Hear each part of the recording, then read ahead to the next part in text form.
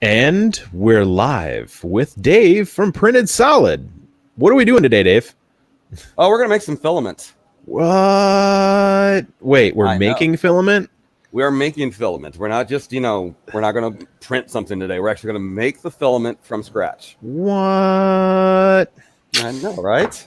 Oh, man. Well, the good news is you're making it. I'm not going to make a mistake in it. So this is all up to you. I'm going to make the mistake in it, of course. Yeah. So, so for all our viewers out there, we do have something cool today. We're giving away 5 rolls of Jessie 2.0. They are only for U.S. humans. And what we'll do is we'll just have a little hashtag everyone types in, and we'll pick a winner every time. And dogs with registered addresses in the United States are allowed to enter too. No cats, though. Yes, no cats, only dogs. Hey, we got Lenny and Brian. Chris Freeze showed up. We got Old Salty and Corey and RC Mania and Fotis is here. So we got a little bit of European in here, even though it's like 3 a.m. for him. Jake from State Farm just showed up. So yeah, for everyone besides Fotis, you have a chance to win a roll of filament. Well, not everyone. I mean, yeah, 5 people, not including Fotis, because he can't. Well, they all have a chance to win, but only 5 are going to win. Yes, there we go. I don't know how these things work. And I have some colors here in front of me. So I have my Jessie 2.0. I used the designer white. Is that what it is? Design white? Design white. Design white and the gray? Gunmetal gray? Gunmetal gray. Yep. I've used those two. I just have I only have 4 printers at work right now. Well, they actually all work. I just haven't cleaned them in the 6 months they weren't working. So I'm not just going to start using them yet. So we have 3 of my favorite colors in front of you. I like the gray too. Design white, probably my absolute favorite, quickly followed by Blue Moon. Blue Moon, and that's what we're making today, right? Blue Moon? Yeah, we're going to make some Blue Moon. Oh, man, we're making some Blue Moon. And that's everyone's favorite beverage in America. I mean, that's right. Orange slice and a Blue Moon, right? It works. Where's your life? Yeah, you know what? If Canada wasn't so hard to ship to, Dave would ship to Canada. What they really need to do is get a distributor. Well, I guess you need to find a partner and open up a Printed Solid A, like a Canada.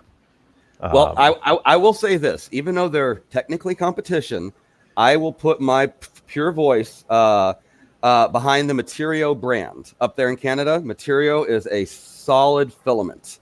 Nice. And you're in Canada, I will recommend them beginning, middle, and end. So even though you can't get our stuff, I'll go ahead and say that. Can I get theirs? It's getting harder and harder to get into the States. The tariffs and the shipping are getting insane. Yeah. When we sold it, it was close to $40 a roll is what people had to pay for it. Ooh. And it's great filament. We were able to sell it to premiums. It's just, it's one of those things that it's not in this country, and it's a darn shame. Yeah. I mean, it's like everything. Like, I can hardly order half the stuff. Like, I literally only am buying U.S. filament now because it's so hard to get some of the premium stuff from overseas because, I mean, that and the U.S. stuff is a lot better sometimes. So, yep.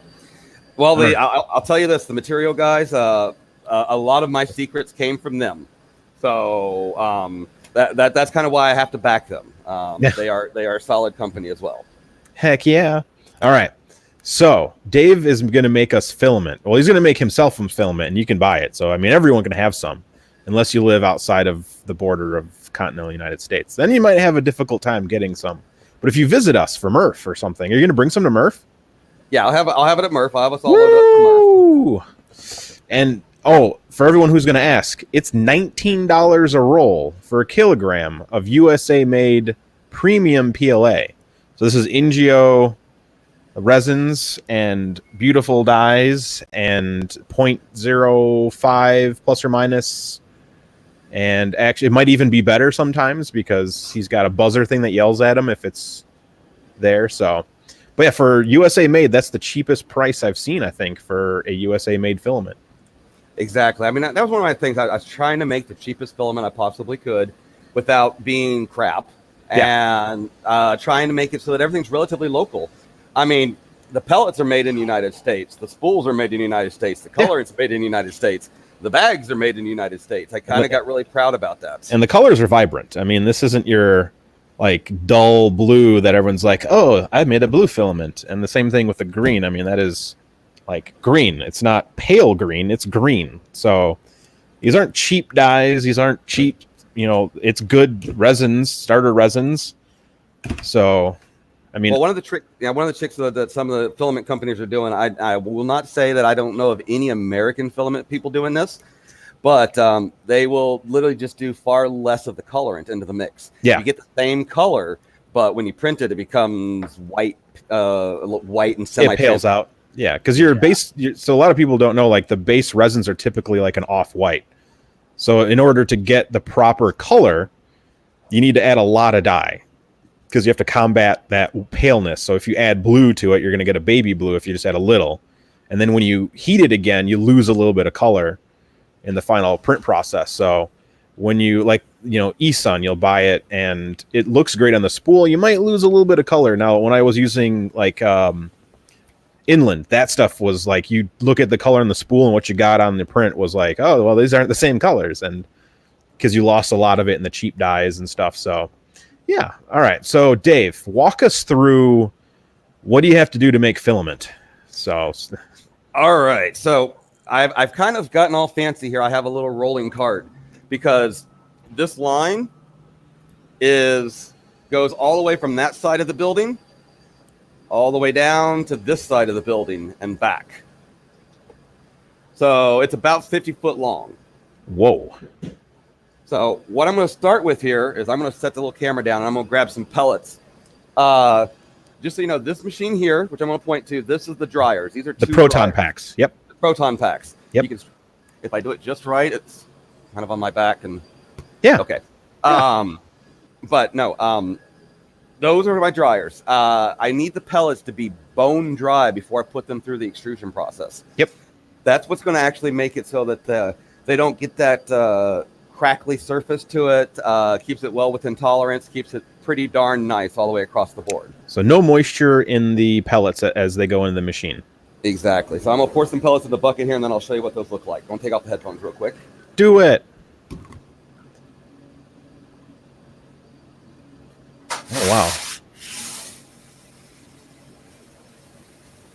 This is a lot like making fancy beverages. Do we have to be present? Yes, you do have to be present to win because you will type in a hashtag. Because I'm going to pick random colors for Dave to send, and you'll put in the hashtag for that color. And I will choose you. Ha ha ha. Ha ha. So, these are the raw pellets. Ooh, a little bit off-white. That's the natural color. So when you get a natural filament, that's what it is. Yeah. So, and then we'll mix the color into that based on the ratio. It's actually pretty warm right now because it's been in there heating. It's kind of funny. My recipe calls for 80 degrees Celsius for 4 hours. Whoa. That's my temperature for printing PETG for the bed. Yep. So it's really riding on that edge, and it's just about getting as much. It's about getting as much as you possibly can of the moisture out of it. You really, you want to get it down 5% or less if you really try. Okay. So technically, the less the better. And then how much fits in that bucket? Is that like 6 kilograms of? Each bucket here is about 12 kilograms. All right, so about 12 rolls. So about 12 rolls. Now we're going to lose a lot to this, of course. Yeah, because there's a lot of mistake in the beginning, right?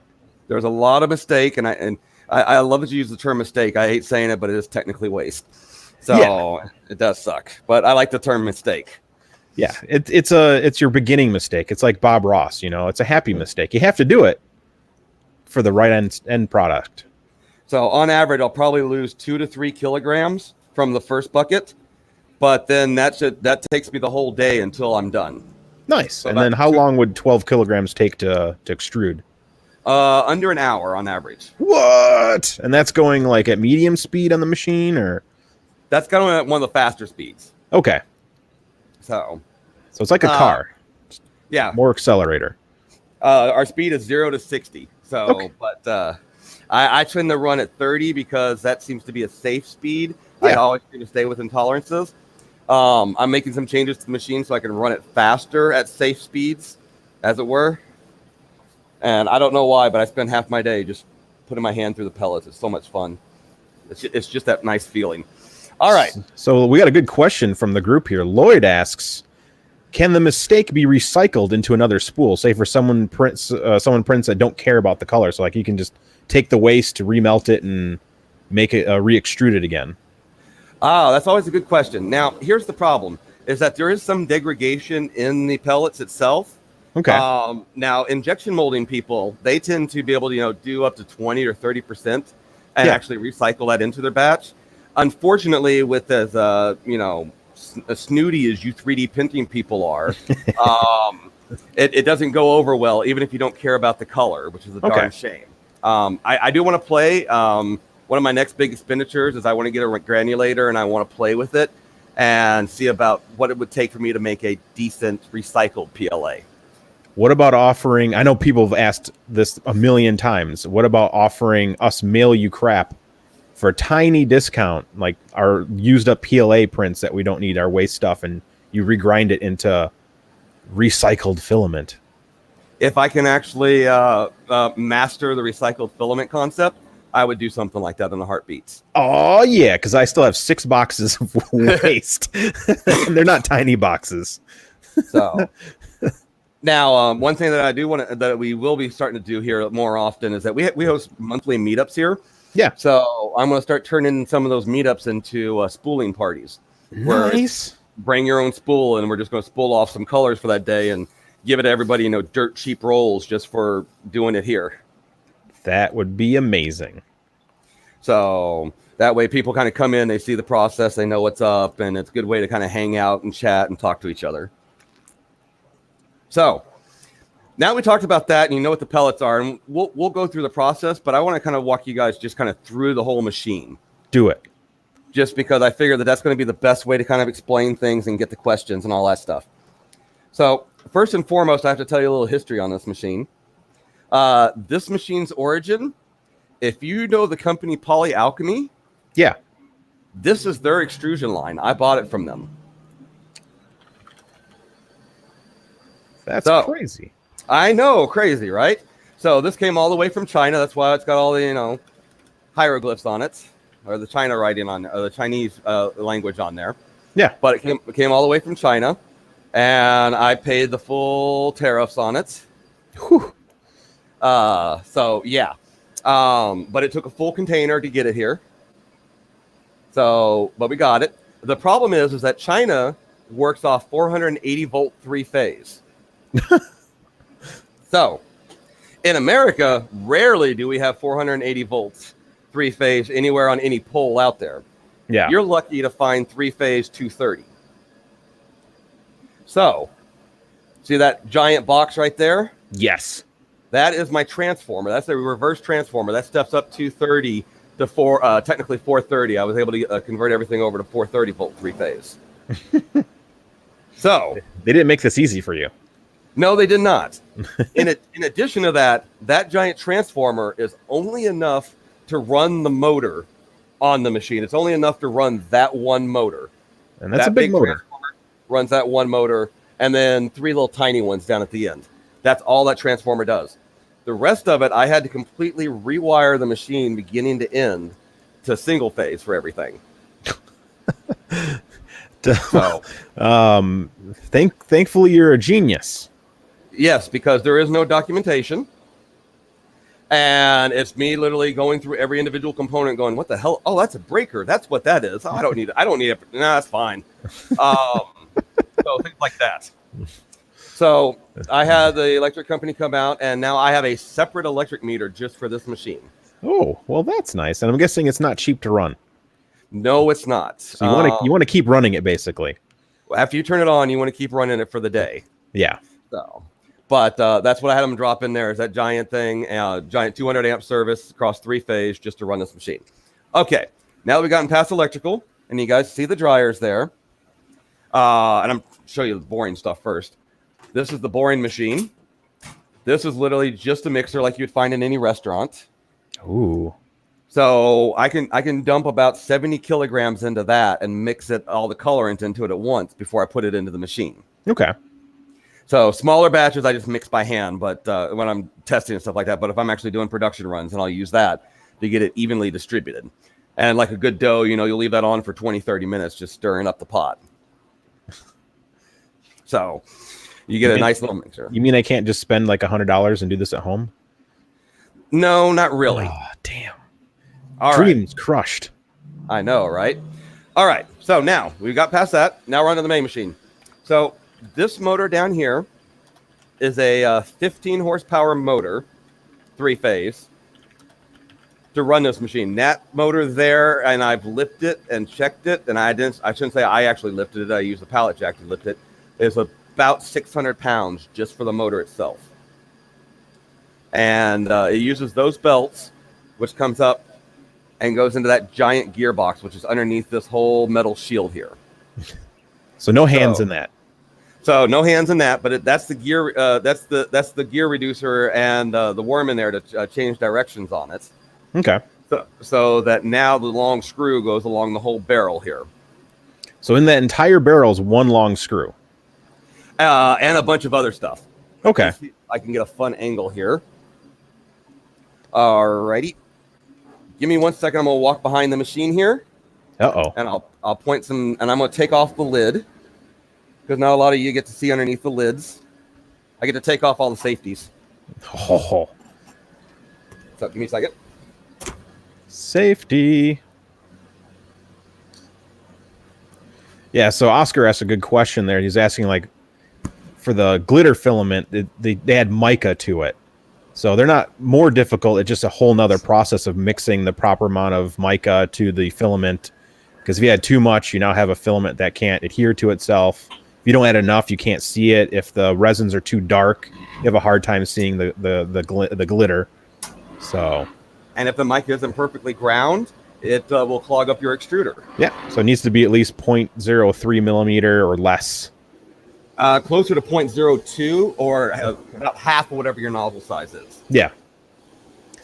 Just like when you make CF. Don't have those fibers longer than 0.3. Yeah, because that will start to make a what they call a bird nesting effect inside of your nozzle, which is the most annoying thing in the world. Been there. All righty. So this is the raw barrel. Oh, wow. Okay. Now, all of these super dangerous live wires that are hanging off of it. Yeah. So these are what they call band heaters. I have one down on the bench. I'll show you in a minute here. But these are the band heaters that heat up the barrel. It actually creates 6 zones on this extruder. So for even heating, instead of having like one heat at one end, you've got one every sixth of the barrel. And each one is for a different part of the process. Okay. So, and to scare you even further, so each one of these bands here is 220 volts, 900 watts. Oh, only 900 watts. So 999999999. Then you reach the end here, and there's 4 heaters on this giant block here, and there's 4 of those. Those are 700, and then another 900, and another little 400 on the tip. Oh. So the heaters alone on this barrel take about 50 amps to run. That's more than my air conditioning. Yep. At 220, 50 amps. Ooh. And then of course it's water cooled. Well, of course. I mean, if you're going to put that much heat on it, you might also have it cooled correctly. 1.21 gigawatts. So the way to think of, and then there's actually giant blower fans. They're actually 500 watt blower fans under each one of these, and they turn on when the temperature goes above to cool it back down. Because unlike a nozzle where on a printer where it literally just turns, it cools down really quick, this requires air to actually cool it back down fast enough. In fact, you can see inside the cover here, it actually has air chambers for each zone. Man. So whoever figured this out is a genius. Because, I mean, before I started 3D printing, the only filament I had ever bought was fishing line. Yep. Now, let me tell you this. Don't think of this as somebody sat around and thought about all this for making 3D printed materials. All of this machine here, in its original life, was for a just a normal injection molding machine. So it's a very popular machine. Okay.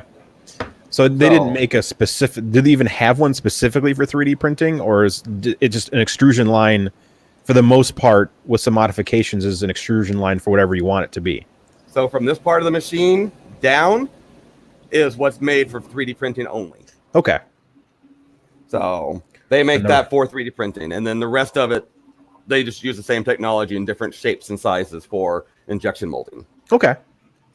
All right. Now give me a second. I'm going to go to the other side of the machine.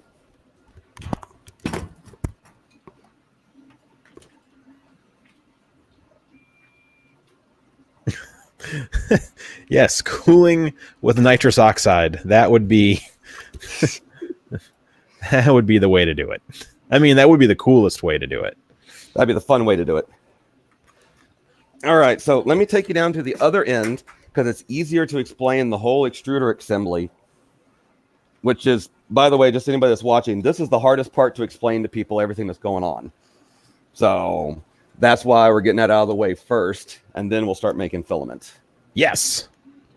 Because I kind of want everybody to actually know what goes into making filament. All right, well, then before you start, yes, let's do our first filament giveaway. Sounds good.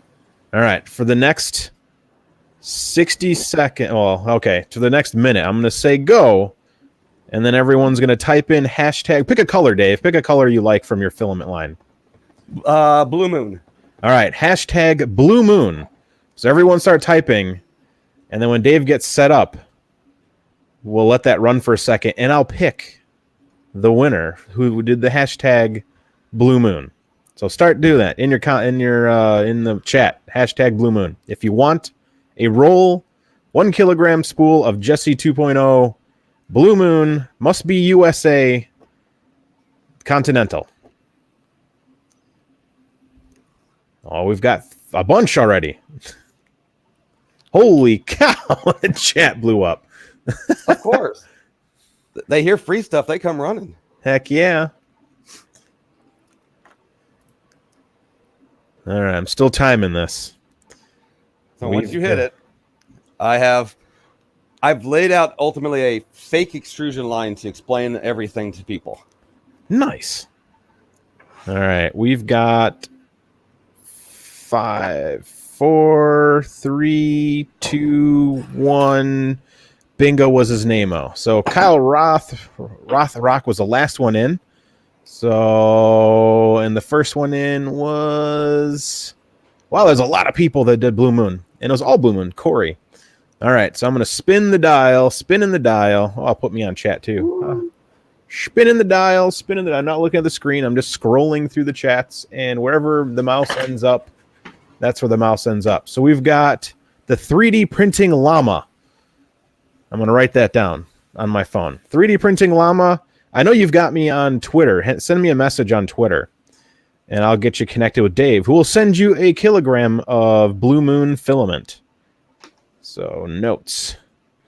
And new note. And Blue Moon is the 3D printing llama,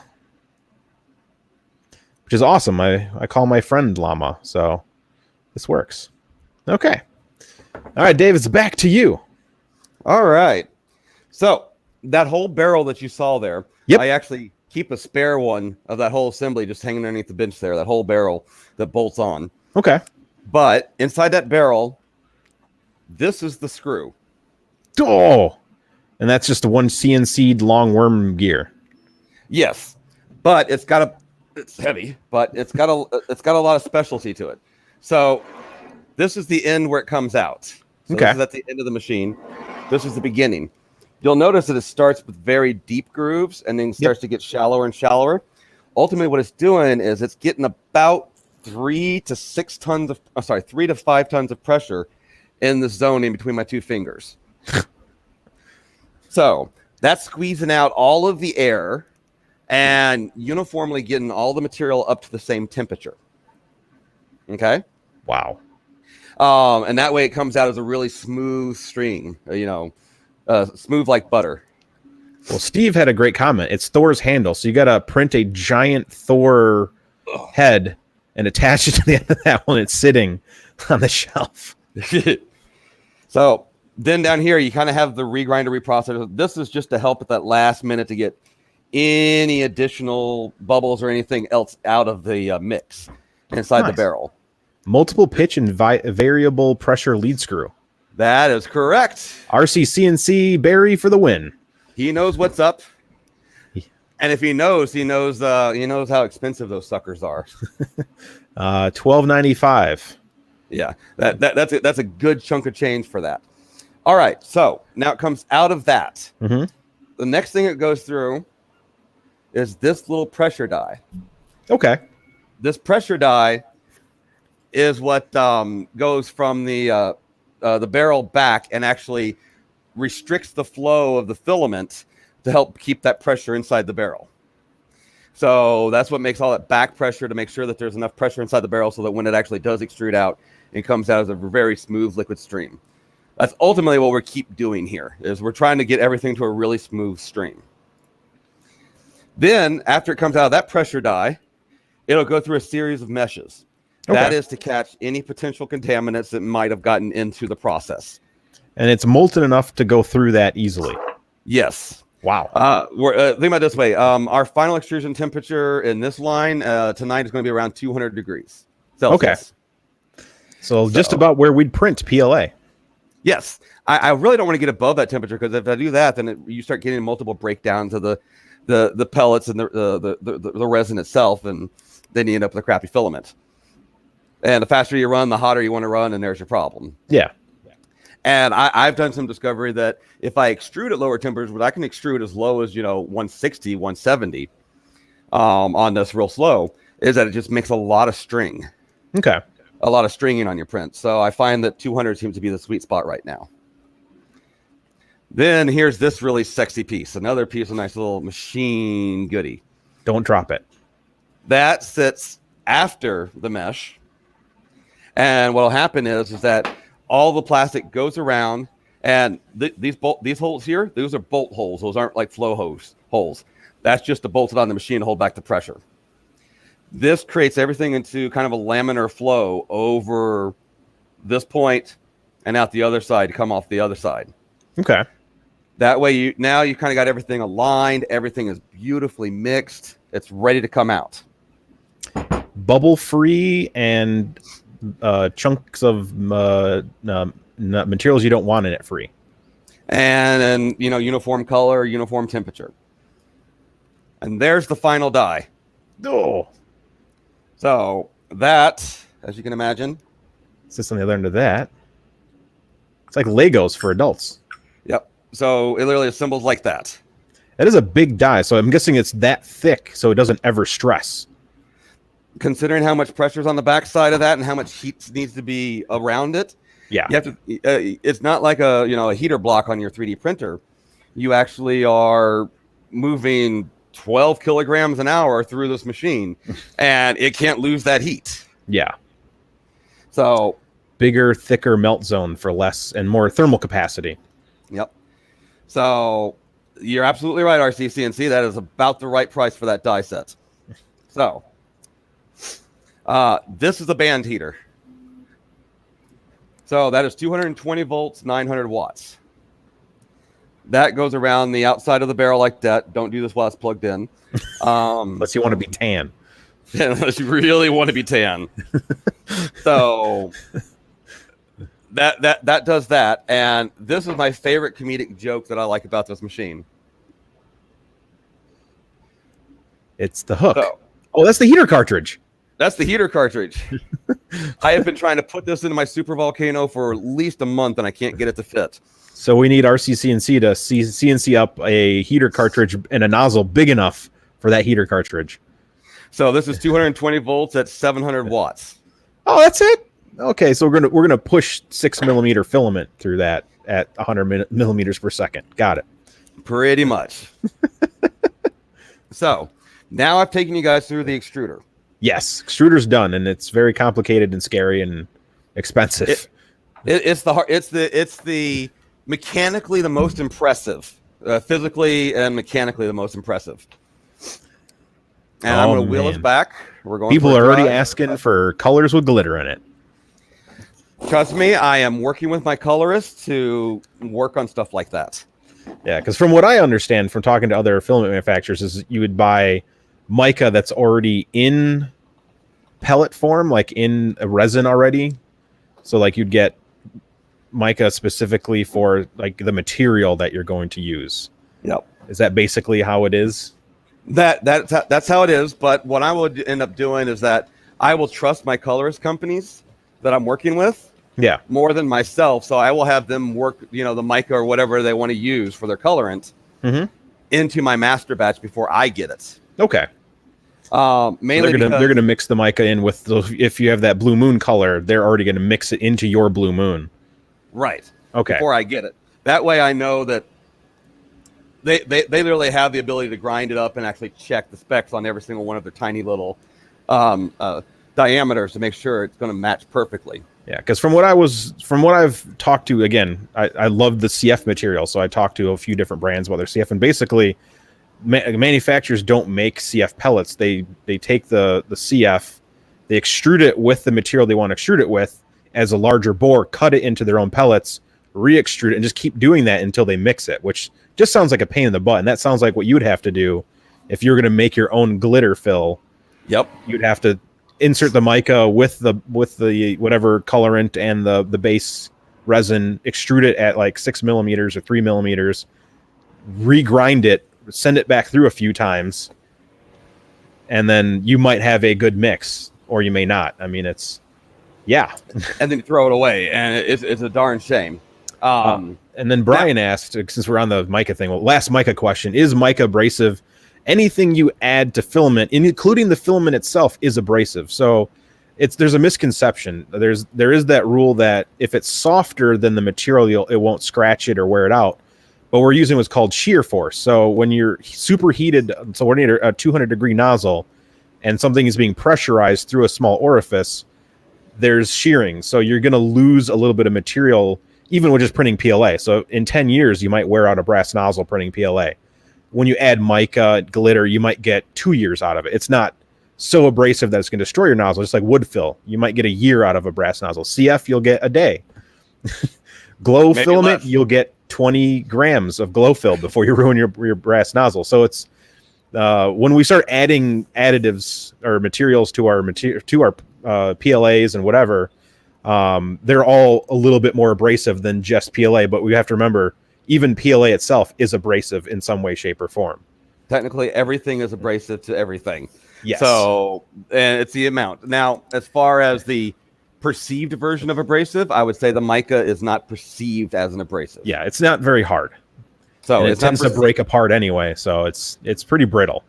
So, but it adds like a marginal percentage of abrasiveness to it. It's not like CF, and it's not like wood, and it's not like glow. So. That's funny. Eddie Moser says I look like a stereotypical New York sales guy from the movies. Yeah, that is humorous because I have never lived in New York. Delaware is the closest I've ever lived to New York. I usually get that I'm more country than anything. I'm originally from Kentucky, so I'm a country boy more than anything, which is kind of funny. So, all right. I wish I could fake a New York accent. That would have been perfect right now. Oh man. You just gotta get some New York style pizza, and you just talk like a New Yorker real quick. Yep. Aaron is correct. Yeah, I mean that's pretty much what it is. In fact, I mean I call my coloring companies up, and what I'll generally do with them is I'll send them my colors, and they'll try and match it. They'll send me sample batches, and they'll say, "Try this out, see if you like it. Tell me what you think. We'll get it back. We work on the recipe together." Okay. So that's a good thing about having a color house. I mean, that's the power of like Color Fab. Color Fab is its own color house. So, the company that owns Color Fab is a color house. So, whatever color they want, they can have. Hence why they do color on demand and whatever. You being not a color house, you have to work with one, which has its pros. If you want a color, they should be able to make it, and they should be able to make it for you consistently through time, unless that colorant disappears off the market, which probably can't happen. Yeah, I mean it gets weird, and literally each color runs a different price, and so on and so forth. And as far as colorants on demand, it actually works out to be that it takes me almost 60 days to go through the process from I want this color to here's your color, David. Yeah, So Photo said concrete looking filament. Concrete filament would be really cool, like a gray with speckle in it versus a white with speckle in it. That would be. I think it would be marble, but instead of black, mica in it, it'd be white mica in it. That would make a good concrete. That would be a good one. I know that Atomic makes a reverse marble. They make the granite, which is black with white fleck in it.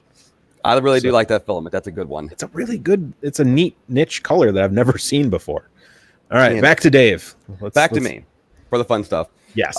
Which, by the way, I have to give a shout out to a few of my other American competitors. I love Atomic, I love Protopasta, and I love Icy 3D. Mm-hmm. They're all different companies with different values, and I love them, each and every one of them. So I have all of their stuff here. Yeah. So let me take you to the next big component. Uh-oh. So this is the initial water bath. Yes, it goes through a water bath. That's pretty common. Almost pretty much the only line I know of that's not doing the water bath right now is Protopasta. Okay. And the secret is that the tanks are running pretty hot. So, for example, the first tank here, I'm trying to get the line over to show you guys water. I know how exciting that is. Ooh, sloshy. And it actually flows over the end, so it's constantly circulating. Okay. This water here, this first tank, I'm running at 50 degrees Celsius. So that's the tank it goes into. So as it comes out of the extruder right there, it will enter this tank here. After it enters this tank here, this is where it's going to start to take on its form. So if you notice, there's a little die right here. Yep. That little die, and I'll show you one here in my hand. Bear with me. Kind of does that, so it makes a hole in the middle. So it's a two-piece die. So when you start extruding, you leave the top off, and then when you're ready, you put the top back on. Yes.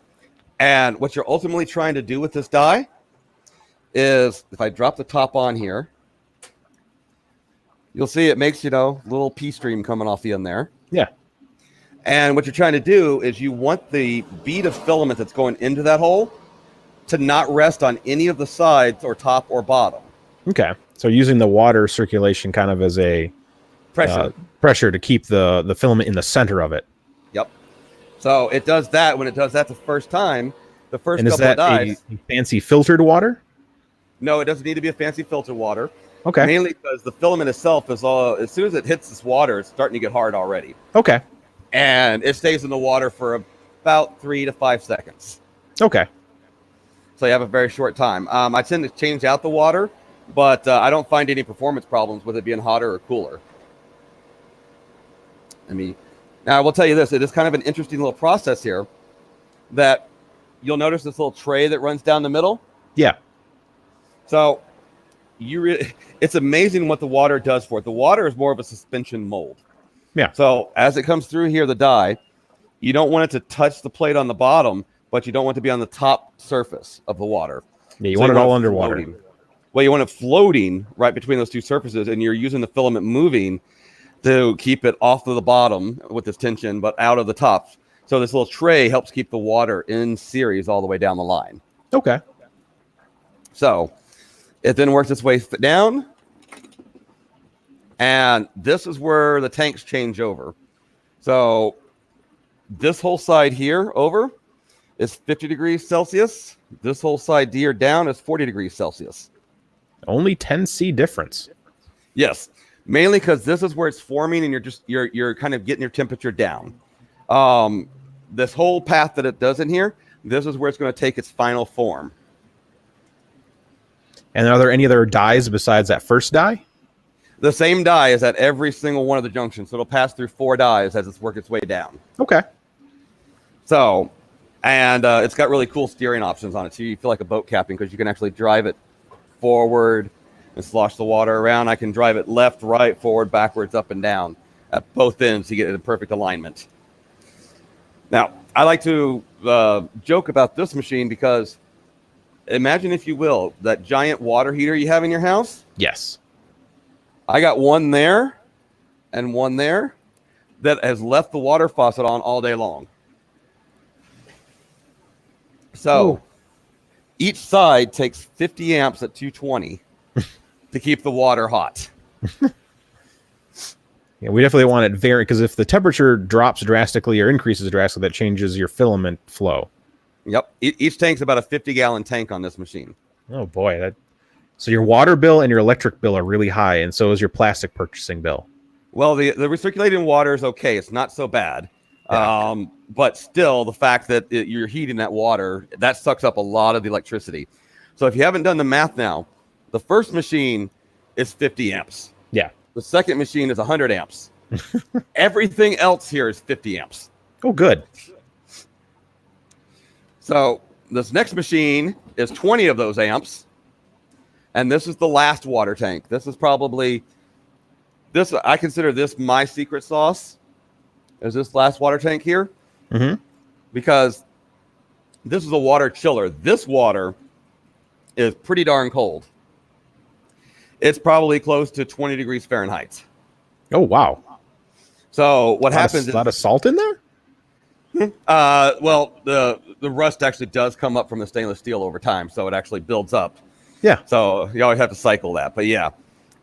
So it comes out of the warm tank here and then crosses into this tank, and then as soon as it touches here, that's where it locks its final form. Okay. So as soon as it hits here, there's a die here, but I always find it's useless to put the die in. Yeah, it's already done. Yeah, it does. It takes a lot of baths, and I spray enough water over myself that I just call it bath time when I'm changing out the water on this machine. How much do the utility bills go up? I'm guessing quite a bit. So on that, I'm in Delaware, so I'm very lucky. It costs me about $50 a day to have this machine on. Oh, that's not bad at all. But you have to make that money back. You can't just, I mean, I don't have anything in my house that costs me $50 a day to run, unless it's the AC during the middle of like a hot summer day. So I'm in Delaware. We have a low electric bill, but that's still a factor. So yeah, it's about $50 a day. Now, can you go solar and subsidize your own electricity? I couldn't put up enough solar panels to power this on this building. Damn. I tried. I kind of want to rebuild the central machine, the water tank one, and switch that over to gas and go with a much larger tank and put it outside and insulate it and do that whole thing. Yeah. But then I'm just being overkill. So, wow. All right. So it comes out of the cold tank here. Yep. Now, this is where all the electronics gets complicated and expensive, is at this station. Yeah, because I see a laser axial measurement tool there. Laser micrometer. Yes. All right. So it comes out. These two bad boys here, these are air dryers. So this is to get the last little bit of water that was in the tank off the filament. Okay. So, and there's another 3-phase motor down there to run that. Of course, 3-phase. Everything's 3-phase on this. My hopes is that right now I'm only running about 2 or 3 days a week. I really want to get that up to, 5 or 6 days a week of running the machine. The filament's got to be so popular, it flies off the shelf to be enough. But right now I just kind of fire it up whenever I'm out of a color. It's just good and bad. I mean, you don't want to have too much stock on hand. And that's the thing is, yeah. And the nice thing is, at the price you're at, you're competing with literally everybody that's making, eSun's at around that price. So, you're competing with a company that everyone knows, but made in America and local ship. You ship almost as fast as Amazon. So, yep. We try. So that's the whole idea. Try to keep it as local as possible. And I'm trying to I'm trying to kind of prove a point that we can do it here in America. Oh yeah. I think we can do it. It's a pain in the butt, but we can do it to some degree. So let's give it a shot. Oh, here's a good one. Are there any more difficult filaments? Let's say, like, is PETG more difficult than PLA? Arguably, PLA and PETG would be about the same. But I will tell you this, switching between PETG and PLA is a bloody nightmare. You got to change a bunch of settings on the machine? No, because PLA and PETG don't like to follow each other inside of a screw. Okay. So if you're extruding stuff out of your printer, you might notice that sometimes when you switch between PETG and PLA or PLA to PETG, you have to purge a little extra to get it out.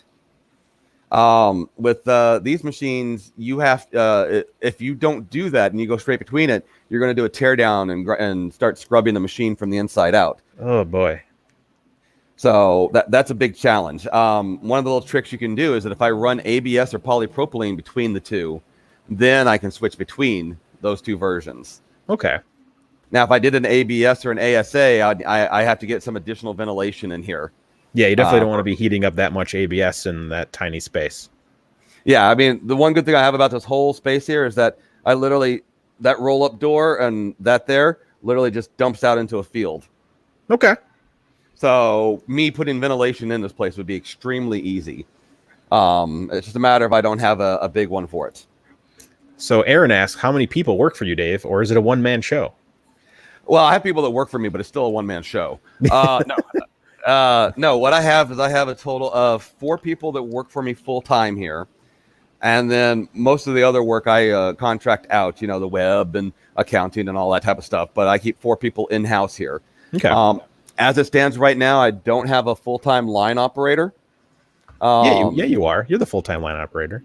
Yeah, I know, but I don't have a full-time line operator. I'm trying to train my guys and see which one it sticks to the best and which one enjoys it the most, and then work from there back.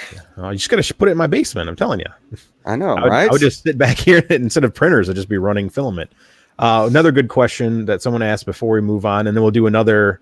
We'll let you do this, and then after you show me this, we'll do another filament giveaway. But the PLA shortage, I know I've heard of it. Is there a PLA shortage? Are you afraid of the shortage of PLA?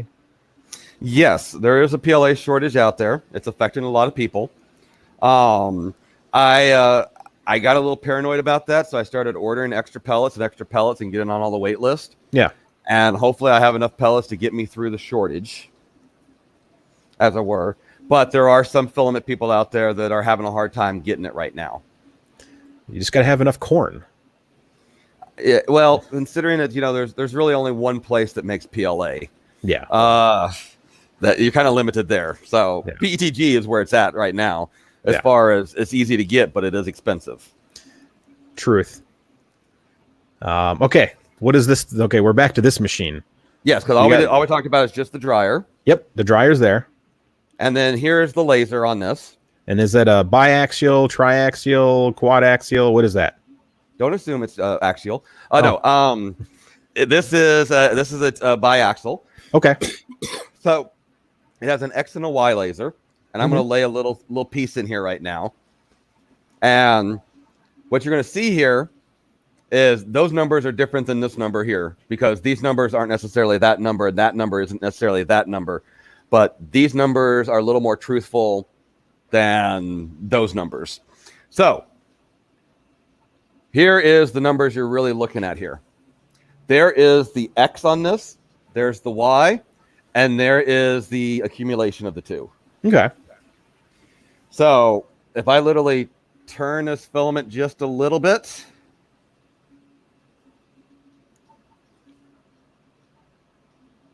you can see it changes the numbers a bit. There we go. There's a reason why this little bit's not laying out perfectly. So that's part of my little threading process. So if you didn't know, when people talk about tolerances, nobody gives a damn about that number. Nobody gives a damn about that number. They only give a damn about that number down there.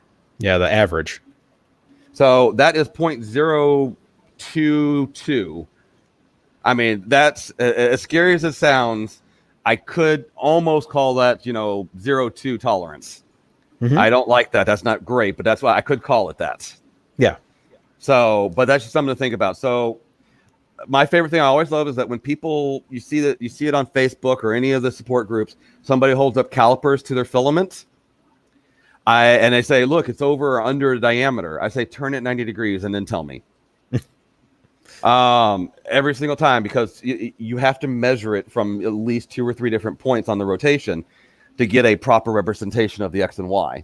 Yeah, I've seen one printer manufacturer that states they use a triaxial laser, so they can get like a little 3 bit more points. into the little 3 points, so they get a little bit better average on the roundness. Because people do tell you like how much in round it is, and Yep. what's funny is that's one of the things that I hate. I don't want to blame anyone. Prusament shows how round it is, but they only use a 2-axial laser, so it's not the most accurate to tell me how perfectly round it is. It's close, but if they turned it a little bit, you get a different value. So, Well, some people would argue that 2 axles is more than enough. 3 axles is just showboating. yeah. Primarily because of the diameters we're dealing with. These machines with 2 axles were originally meant for piping. So this will actually measure up to 20 millimeter diameter. Oh, we need that filament. So I think 3 is overboard, but I do think 1 is the wrong way. There are some really cheap companies out there that are only doing 1 axis, and I'm going, oh my god, you're an idiot. Yeah. How can you get better tolerance? Oh boy, Oscar, that's the hardest question in filament land. I mean, it isn't an accurate process pulling hot molten material. It's as accurate as it's going to be, but I mean, you would have to be like in a clean room with certain air pressure and certain air, temperature, and all the vats doing this. I mean, that. Whew. Well, here, let's put it this way: if I wanted this to be a perfect tolerance machine, I would have to redo the die on the machine, and I would have to weld together this whole frame on a floating base, and then run the line at about a third the speed that I'm running it now. That's why lower tolerance filaments tend to cost more. Oh, yes, they do. And in all honesty, I kind of sit there and I go, it's nice, but I think most of the time people won't even recognize the difference between 0.2, 0.3, and 0.4. No. 0.2 to 5, arguable. I'd say a 2-point jump is nothing. And also, I'll say this across all manufacturers out there. They say 0.05. Most of the time, they're going to be below that. Yeah. And you'll see that when we fire it up. I'll show you the machine settling into its final length. And you'll see that most of the time, I'll be well below 0.2. So, after it comes out of the dryer and goes through the laser is hooked up to this. And this is, I don't want to insult China, but they definitely don't have any OSHA going on over there. So this is probably the most dangerous part of the machine because it really wants your hand. Yes. And it has got this giant motor with a worm gear and a belt drive driving these rubber rollers with less than like a 3 millimeter gap between them that want to take your arm off, and it will not stop. So they really want to hate you. So I had to build a little safety cage around it. Yeah. Luckily, you have plenty of things to make it with. Yes. So what this is doing is that I feed the filament through here. These little winder wheels here speed up and slow down based on what the laser sees. So it's coming out of the nozzle all the way at the end of the machine at a constant speed. And then down here, this is stretching it faster or slower based on what this is reading. Okay. And that's what sets the final diameter of the filament. So there's a bunch of waste in the beginning because it's so close to the reader, but so far away from the beginning of the extrusion line. Yep. And if you get good, you can start memorizing the numbers and you can dial it in pretty good at the start.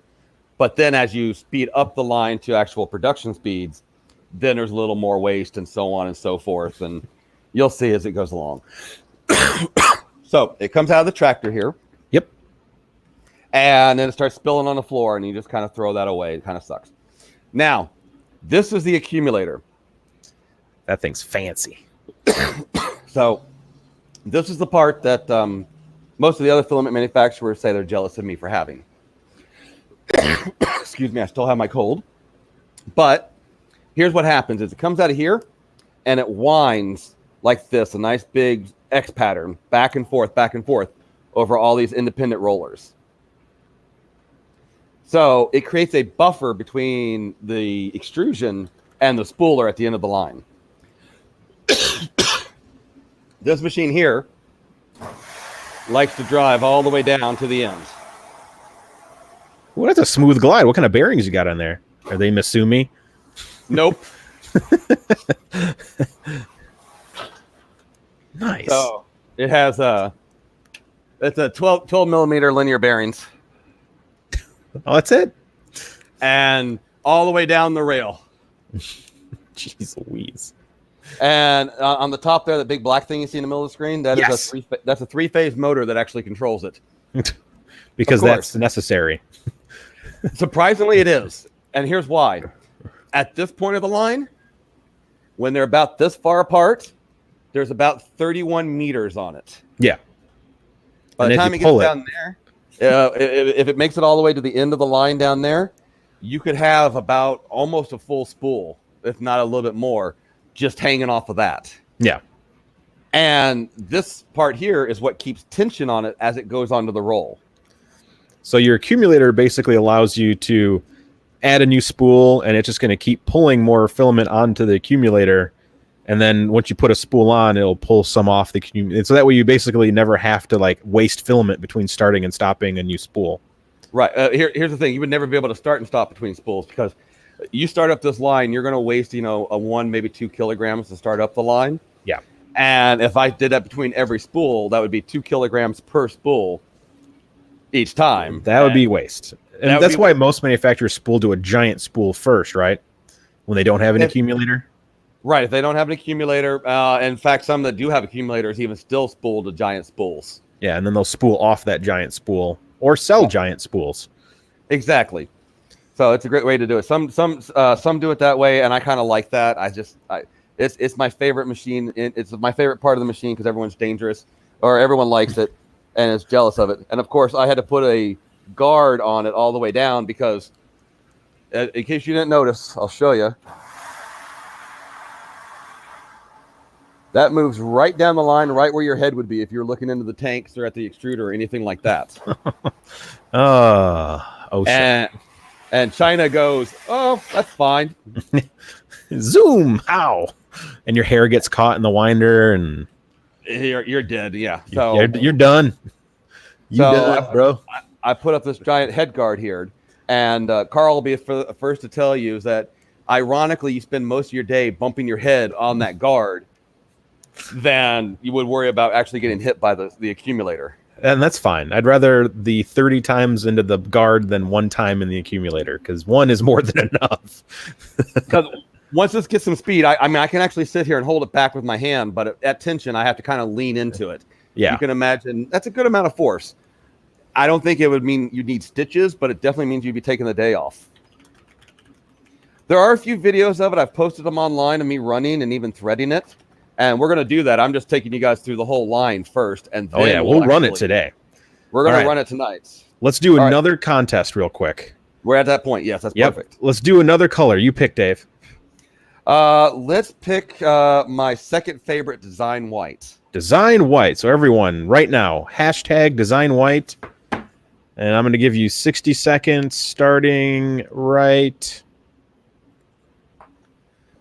now. You have 60 seconds, everyone. Hashtag design white. Dun, dun, dun, dun. Man, that machine looks scary, too. Why does everything look scary? Because it is scary. That's your spooler machine, isn't it? Yes. And that will take off your arm, too. Oh, good. Now, I want you to imagine that this showed up at my doorstep with no instructions. Which is how it did. And no wiring guides, no nothing like that. And they go, oh, yeah, it doesn't work in America. And you go, all right, figure it out. And I'm like, okay. All right. We got about 20 seconds left. Best hashtag of the day. Where is it? I just saw it. I'm losing my mind. Where? Wow, there's so many of them. So many. Where's the one from Fotis?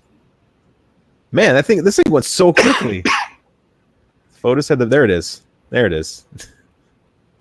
And that's it. That was 60 seconds, so I will scramble. So the first one that voted for design white was... Got to scroll up so I know where to stop. There it is. The Spaniard of 3D printing. all the way down to Kyle Rothrock. All right, scrambling, shaking, spinning the dial. Oh, I can't talk when I'm looking that way, so I'm just spinning the dial and I'm moving the mouse. And hey, look at that! It's Kyle Rothrock. So Kyle Rothrock wins a spool of filament. So design white, Kyle Rothrock. Return. All right, back to Dave. All right. Now we're on to our last machine, and then we can actually get past the educational and just start melting stuff. Yes. All right. So this is the final machine. This is where the operator sits most of the day. If everything's going right, this is where they're at. Just chilling, drinking a Diet Pepsi. And crying because they made bad life choices and they're working for me now. So now let's go ahead and come over here. First thing you'll notice is that there's a I'm looking at the wrong laptop screen, so I got lag. All right, so first thing you'll notice, this will actually show me a nice long chart of the X and Y axis, and then my averages together. There's no filament, so the error is exactly negative 1.75. So dang. So the way the spooler works, and it doesn't give me the pretty spools yet. I'm actually already building another spooler. I haven't even had this line operational for 2 months, and I'm already making upgrades. Uh-oh. So you sound like me with printers. Oh, of course. Yeah. Now, the way the spooler works is that spool goes on here, slides on, and it'll start to turn. I'm going to switch this into manual mode so I can build up some speed. And you'll notice that's the arm that moves back and forth. What? And that's what makes it go onto the spool properly. That is not how fast it goes, but that's how fast the machine can go. So could you set this thing up to do like Prusa style perfect spools? This machine, no, but I am building a machine to make the perfect spool. Robots. Hopefully by the end of, hopefully by the middle of the year, I should have what I like to call version 2.5 of Jessie. Nice. So this whole line here is literally, I'm going to keep improving. Literally every spool is going to be slightly better than the last one. So I'm always improving. My favorite is this little fan here. It's a little ionizing blower. It's used by packing people. Packing people that work with a lot of packing peanuts will have these fans turned on because it eliminates static electricity. Oh. Does it shoot like ionized, deionized air or something? Yep. That's awesome. So, and that was my little addition, because I was noticing that it would actually pick up dust from the air onto the filament as it's winding, because ultimately, I mean, it's coming out hot, dry, then the water bath, and then dried and hot again, and then rolled over a bunch of, non-grounded surfaces until it hits the spool. So it literally builds up a static charge. Ooh, here's a good question. Are your spools recyclable? Arguably yes and no, but I will tell you this. They're ABS, right? They are ABS, but they don't really fall in the category of ABS. They are recycled styrene. Okay. And so they're already on their second life. To add to the question, so even if it was recyclable, most spools are made of ABS, and it will have a recycle code. Your local garbage pickup has their own rules and regulations. Like mine, I can't recycle ABS. So I have stacks of spools here. I never throw them away. I'm just waiting for someone who can take my junk spools. So, because I can't recycle. I mean, I can take them, I think once a year, they'll open up a specialty thing where you can drop off things that typically aren't recyclable. So even if he put a recycle code on there, most styrenes, ABS, not most, but I'd say there are many cities that don't take that. So check with your local trash pickup, and they'll have a little list of what they do take. Like, I'll have a number code like 1 through 6, or 1 through 8, or 1 through 9. So you got to check. Like, I can't do waxed papers. So I mean, it's just recycling isn't all about making sure the spool has a little code on it, because the code doesn't matter if your city doesn't take it. Yep. By the way, I have to point out a really humorous Chinese problem. So you see this big button here that says automatic and manual? Yes. So right now it's set to manual. But it's automatic. It's automatic. Because This is manual, and that's automatic in Chinese, apparently. So if I switch it to automatic, it's in manual mode. If I switch it to manual, it's in automatic mode. So you need what is that thing called? One of those little sticker makers. The P-Touch labeler. Yeah. I have that, and I've already got them on this machine, but I kind of leave it there because it's a great story to tell. Until one of your coworkers is like, why doesn't this work in automatic? Exactly. So I have that humor, but there you go. All right. So now let's go do some color. Now, Color. I've talked to you guys through the whole line. Now you know every part of the whole line. No secrets here. And we're going for a little drive. Don't mind me. All righty. Now let me get the camera in position. I love it. I made a little media cart. I have one down here as well. So I can drive around this whole room.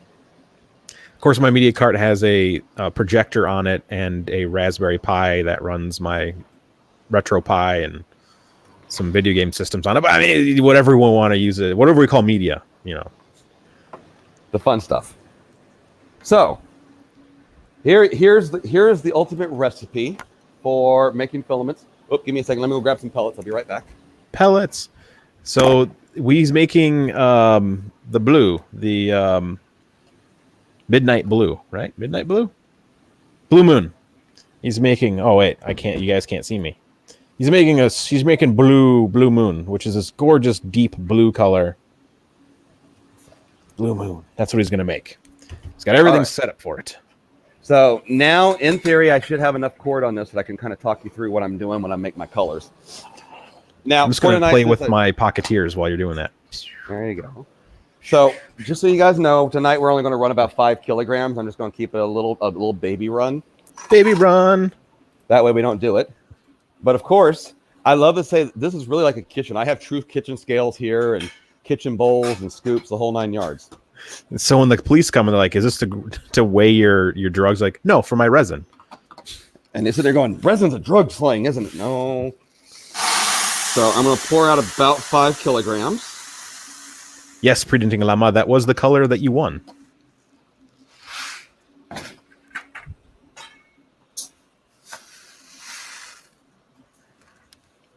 This is how I look when I'm baking. I do more baking here with this stuff than I do at home. Most of my stuff at home is delivered to the door. There we go. Yeah, banana bread is about all I bake. Only because we buy bananas and there's always like 5 that never make it to anyone's mouth and they turn hideous. And I'm like, I guess I'm making banana bread with butterscotch chips because that's my favorite banana bread and chocolate chip. I said we were making Blue Moon tonight, right? Yep. All right. So I'll put tree green back. There's Blue Moon. Blue Moon. Oh, Ethan makes. Yeah, he's going to be at Murph. I will hopefully be at Murph as well. All right.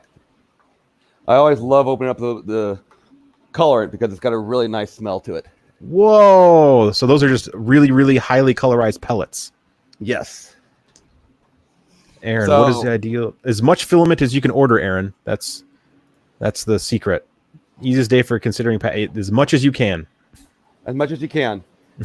We are doing it. If you buy 5, you get 1 free on the site right now. So it's automatic. So it's 6th one's free, or order 5 and get the 5th one free? 6th one free. Okay. Brian Weber, Murph is April 6th?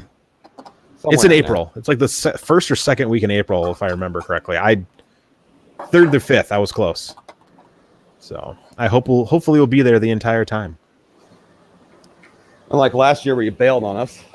Man, I can't help people get married. All right. And I literally do this math every single time I load it up. I have to do the math on how much colorant I need. In this case, I'll need 152 grams because every colorant has a different ratio. Yeah, it's how powerful. Because so typically like blues and reds are typically like heavy colors, but if you do like yellows, it's very light, so you have to add more yellow than you would. So you're basic like a painting class type math. Yep. Especially since your base color is white, or an off-white. So it's typically like a yellowish white is base resin. It depends on the brand, but like HTPLA is very, very white. It's a very opaque white. I might be murdered if I order any more filament right now. Oh. All right. Oh, making rainbow filament isn't super hard, but it's not super fun either. No, it trust me, there's enough stress in making one color at a time. Try and mix all those colors together. Yeah. So that is how much pellets it takes to make 5 kilograms. That's such a pretty blue in there. Isn't it though? That's why I love it. It's so beautiful. So that's how much colorant it takes to make 5 kilograms. Oh man, Mr. Buttram was right behind me. Yeah, you're at Chili's too. We all went to Chili's after Murph. That was a good time. And since I'm making a demo batch, I'm gonna mix this by hand. Oh, I love that feeling. I'm not gonna lie. Brian, that color is very deep. It's this is what it looks like in real life when it's extruded. It's a deep blue. And I'm guessing so there's also liquid and pre-made resin colorants, correct? Yeah, but the liquids becomes a little bit more of an issue because you need to apply it to the pellets and it ultimately needs to be dried before you put it into the machine. Okay. I like this because it just makes it easier to mix. You get a good ratio, and I never have to worry about the color being wrong. So Fotis, you're going to make a Bucketeer action figure of Dave? Yes, please do. Just my hand stuck in a bucket all day. So, if you're curious, it's really not.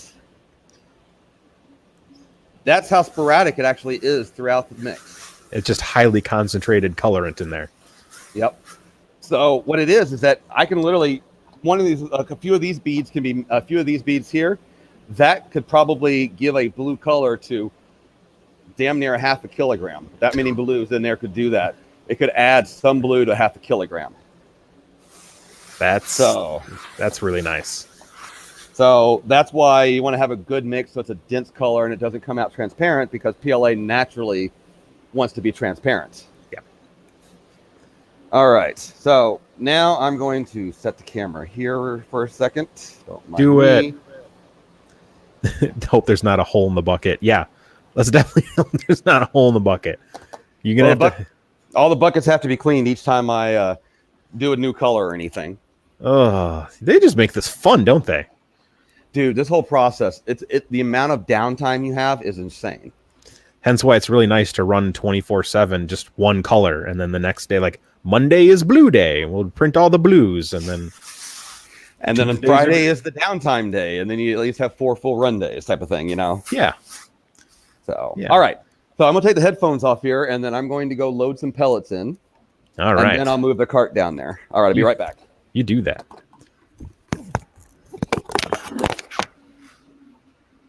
Use pure colorant. Bob, that's a good question. If you used pure colorant, you would just spend a ton of money. So, stats. That's a good question.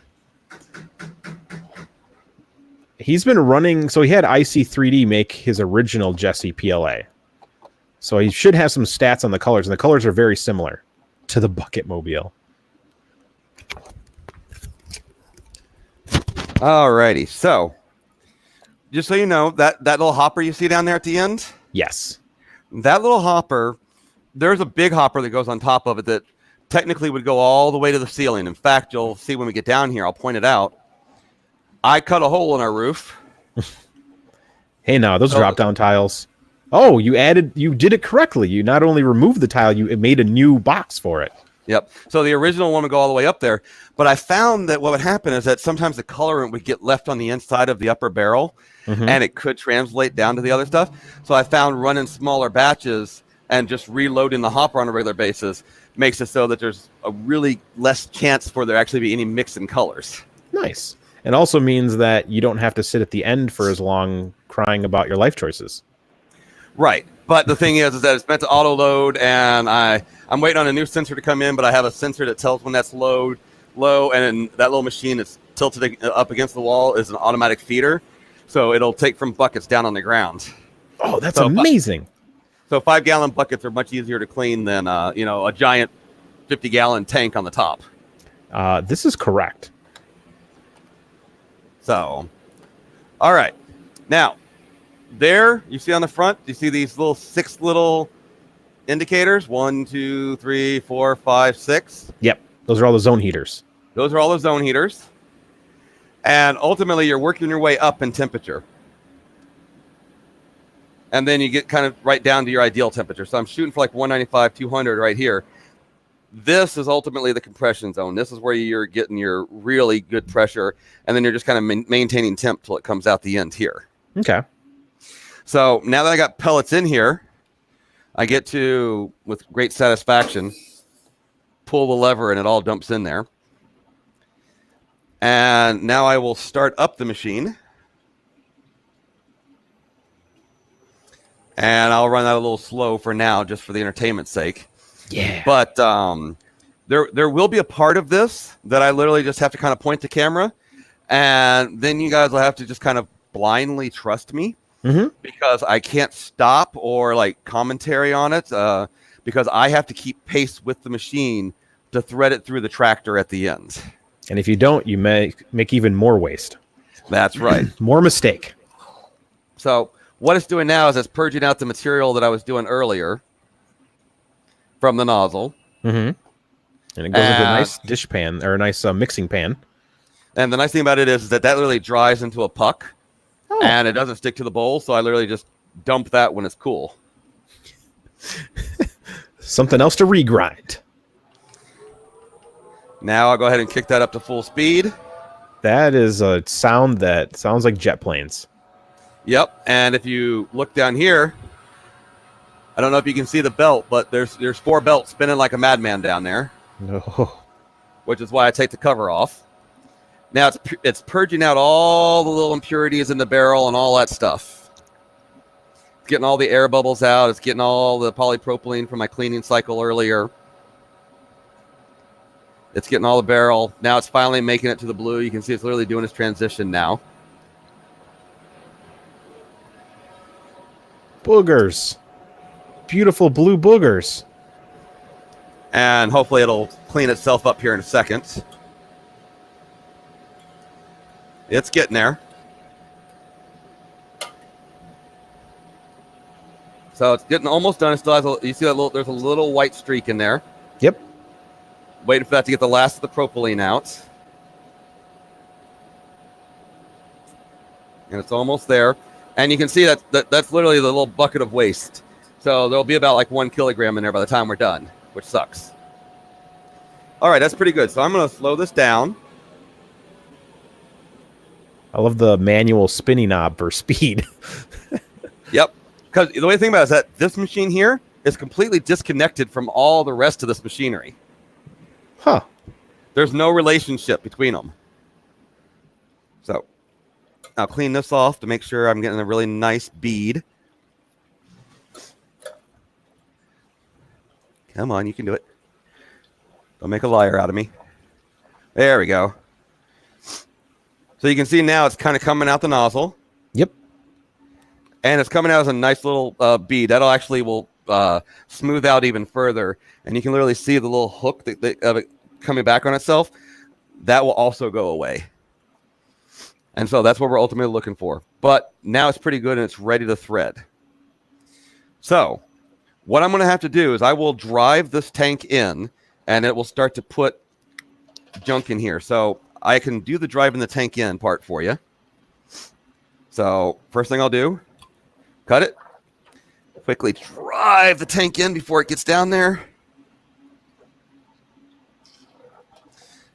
Just trim it again just to make sure I'm not nuts. There we go. And now I can thread it. All right. Let's see. Let's see if I can get a decent enough fun angle so you guys can see me stress the whole way down the line as I'm putting this together. Perfect. All right. I think that'll be pretty good. That's good. All right. I'm going to take off my headphones and I'm going to just kind of yell out what I'm doing. Yep. I'm just going to remind everyone you're just pulling that through and making sure it feeds. So Tristan just asked, can you put that start back in the line? It has to be pellet form. So he's turning on the reader. Brian, there is a company that makes striped filament. I forget who they are. And now I'm going to cut the filament with my putty knife like you saw me do earlier. And now I'm guiding the filament. Yes, my fingers are hot this whole time. And I guide it through. And I can't stop moving.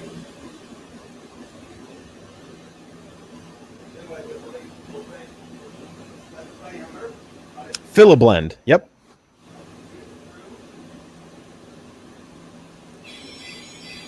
And the alarm's going to go off a lot, everyone, because it's out of spec. And then once it's in spec, the alarm will stop going crazy. Yep. All right. I threaded it on the first try. Nice. So, you'll see that big alarm that's going down there? Yeah. That's telling us, obviously, that it's out of tolerance. And we'll go down there and tune that up here in a second. But now I'm just kind of letting the machine stabilize. And what I'll do in this case is now I'm going to drive this tank back just a little bit. That way I'm getting a little bit of distance between the nozzle and the first tank. That gives a little bit of a stretch, right? Gives it a little bit of a stretch and gives it a chance to form. And there's my first die. And I'm a little bit high. I'm going to drive it in, and that should help. Yeah, because you want water on all sides coming out. Yep, kind of just like that. That really helps make the bead as round as possible. All right. And yes, that alarm goes off until everything's perfect. It is like a gem. So, and yes, when you're actually running this thing, all you're doing all day long is running up and down, running up and down. And surprisingly, I still haven't lost weight. Filablend is cool, 3D printing llama. It's just very, very expensive. Considering their process, it's cheap. Yeah. All right. Now I'm just dropping the dies in as we work our way down. David, roll out. The Planet Fitness gym lunk alarm is going off. Stop dropping your weights on the ground, Dave. Gosh. I know, right? I'm a horrible guy at the gym. All righty. So now we're down here. Yep. And oh my God, the whole thing's just totally freaking the fuck out. Pardon my French. All right. Yeah. So I'm going to now, you can see it's around 2.1-ish. I want 1.75, so I'm going to adjust the speed. And that's going to make the tractor go faster here. So that makes this part spin faster while the other end is still going the same speed.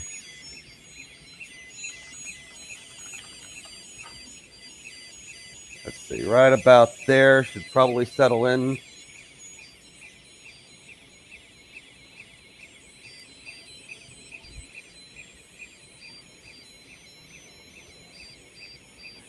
All right, while he's doing this, My apologies, Brian. I was going off of it, so I apologize. So All right, everyone head to Printed Solid, go look at your favorite color, and then memorize what your favorite color is, because that's going to be your next challenge, everyone in the comments. So now we're back to Dave.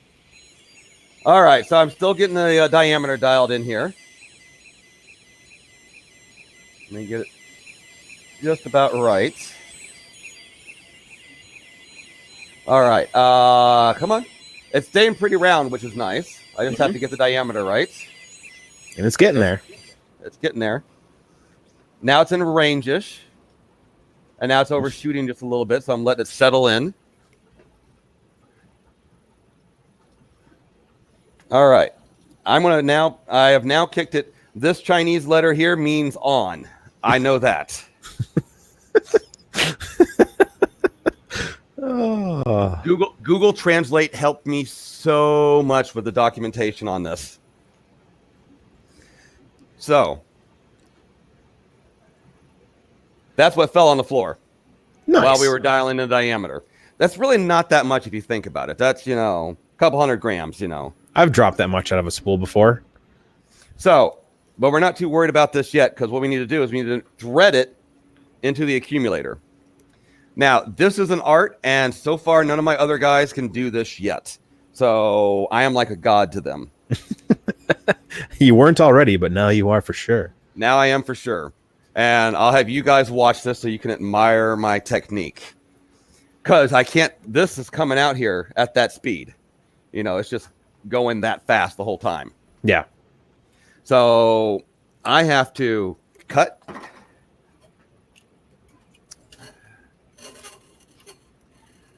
And I've kind of made it into a dance. This is how you attract a mate in Delaware. That and PBR. PBR is made in Wisconsin. I can't believe that stuff's everywhere. In Rockford, we have a thing called a PBR Teeny, which is a blue cheese stuffed olive inside of a can of PBR. So it's not actually horrible. It sounds horrible, but worst Macarena ever. So now you see that those wheels are starting to get apart. Yep. That's because the line is still feeding. And it's going on the accumulator. Now, the other thing that I need to do now, which I should have done a little bit earlier, is I need to come over here and turn on the fan. And that's blowing off the last little bit of filament off of the line. Okay? Gotcha. Now we're getting to the end here. Oh, ho, ho. We're almost ready to actually put this stuff on a spool. All right. He hasn't hit his head at all. Yeah, I've been pretty good so far, Carl. Yeah. All right. So this is literally just a counter. All that does is every turn, every meter it does, it literally goes by a sensor, and it just tells this cute little machine over here. Let's see if I can point to it. This little box, how many times it rotated. That's all it does. So that's 150 pounds of just a magnetic reed switch. Oh, okay. It's an expensive, heavy reed switch. That's right. I am contemplating about getting rid of it all together and just putting my own later on the line. Now, you'll notice that accumulator has been going down there. Yep. It's about halfway full. We are running at the slow speeds right now, which means that you don't get too much of a break. So now what I need to do is come over here, feed this in, feed this in, tuck the filament in. Whoops. Actually, let me do this. There we go. Tuck the filament in. Get started nice and pretty.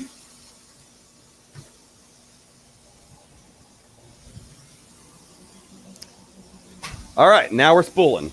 Spooling. And by comparison, let's see. There's the arm dancing back and forth. Mm-hmm. And that's the tolerances I'm following in right now. Nice. We're doing good. So that's what we're always shooting for. I mean, I really want it to be 0-0, but every once in a while it'll hit 1, 2, maybe 3 or 4, maybe even 5 every once in a blue moon, pun intended. Yes. But generally, the very first roll off is trash, mainly because that's where I would now go to the other end of the line, speed up the extrusion, speed up the tractor, and set it to the speed for the day, and get it all tuned in for the whole day. So now we'll come back here, and you can see the accumulator is working its way back down. It's using up its buffer. So that wheel is spinning faster than this is outputting. So as it comes down here, it should settle right about in there if I have this machine tuned properly today. And yes, it does change per day. Dang. I like how the fire hydrant's behind the spinning wheels, so you have to like dodge them. Well, that's where the fire is going to be. Okay. So, and actually, I had the fire hydrant up before I installed the machine, and I was like, ah, shit. Part of my French, sorry. I was like, oh, shoot. Yes. So I went, oh, shoot. And I was like, all right, well, I'll leave that back there and I'll just hang up more. It never hurts to have one behind the machine. This is true. In case you're back there working on something. You know, because everything here is a death trap and everything here will start a fire and everything here will electrocute you. So here's a good question. Someone asked if the accumulator could stretch the filament any. Well, no, because after it comes out of the cold bath, it's actually locked in its size right there. So, but by the time once it hits the laser, once it hits that very last dryer there, the size is locked. Now the accumulator itself is putting tension on it. Yeah. So the tension that's on the spool, you may have some filament people that they actually have really tight tension or really loose tension.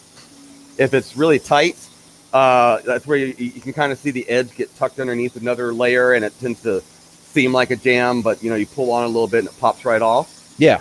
And then if it's too loose, like there's not enough tension while they're spooling, then you'll really start to get big loops underneath everything, and then it could just break on you. Not necessarily jam, but actually break on you. Ooh, a color suggestion from Brian. Okay. Drama Llama. We have no idea what it's going to look like, but that's just the name of a color. Drama Llama. Okay. Sounds like a pastel pink to me. I was thinking more of like a tannish brown. Ooh. Because that is a llama color. Yep. I do have 3 more colors I'm working on right now, trying to get them to get that to me. And then I will probably try and do at least 3 more after that. I'm trying to shoot for like 3 every couple of months. So that is how much was wasted getting it up to size. Nice. So we had that big bulge in the beginning, and then we have that spoolish at the end that comes off. And that you can just send to me because I'll print it on something that's garbage. No, because some of it's up to 3 and 4 millimeters thick. That's perfect. So now, generally, also, as I build up the speed of the machine for the day, I would end up wasting the whole first spool. Yeah. So you add another kilogram to that, and that's about what it takes. So again, you lost about 2 full kilograms through the process. A little bit more, more when you're talking and trying to do and show off stuff. So, and I'll be honest with you, tonight I actually wasted very little. I am proud of you, Dave. So proud of you. I'm going to run another spool giveaway. Remember how I told everyone to go to the Printed Solid website and find their favorite color of Jessie? Hashtag in your favorite color, and that's the color you'll get. Oh, wow, that's a confusing contest. Okay. Yes, so just start hashtagging your favorite Jessie color that you see on his website. And well, what I'll do is I will not, I'll tell you what, here's why. I'm not going to look at the chat. And when you tell me, I'll pick a color, and that will be the winning color. That sounds weird. Well, because if they're all going to put in, I have 12 different colors to pick from. Yeah. So if, you got to figure out which one's going to be the winner. I'm just going to pick like I was before, randomizing. Oh, you're going to randomize it. Okay, that's fine. Yeah. That's gonna have some fun. 60 seconds starting now. Go ahead. Keep going, everyone. Keep putting in. Ooh, we got some tree greens. We got some deep purple. No drama llama. It must be a currently valid color. Blue moon. Gunmetal gray. Good job. That gun. Oh, I love that gunmetal gray because it is slightly satin. It's got a little bit of a satin look to it. Yep. And it printed really, really nice. I tweaked the printing for it. So, mystery orange. Let's see how many seconds still got left. We've got 25 seconds. 20 seconds now.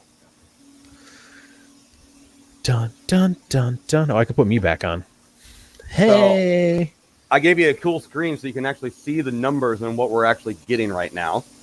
You could get filament that's in spec, guys. 5 seconds left. Crazy, right? 4, 3, 2, 1, 0. The last person is Aaron Oak, so I'm going to start spinning the wheel. Let's see, and where's the beginning? Oh, boy. That was a long one. Yeah, okay. Spinning the wheel, moving the fingers. Can't see the screen. Now moving. And we've got... what is this? Encryptical. Encryptical. I don't know if I have you on Twitter. I know I've got Kyle Rothrock. He's one of my patrons. Encryptical.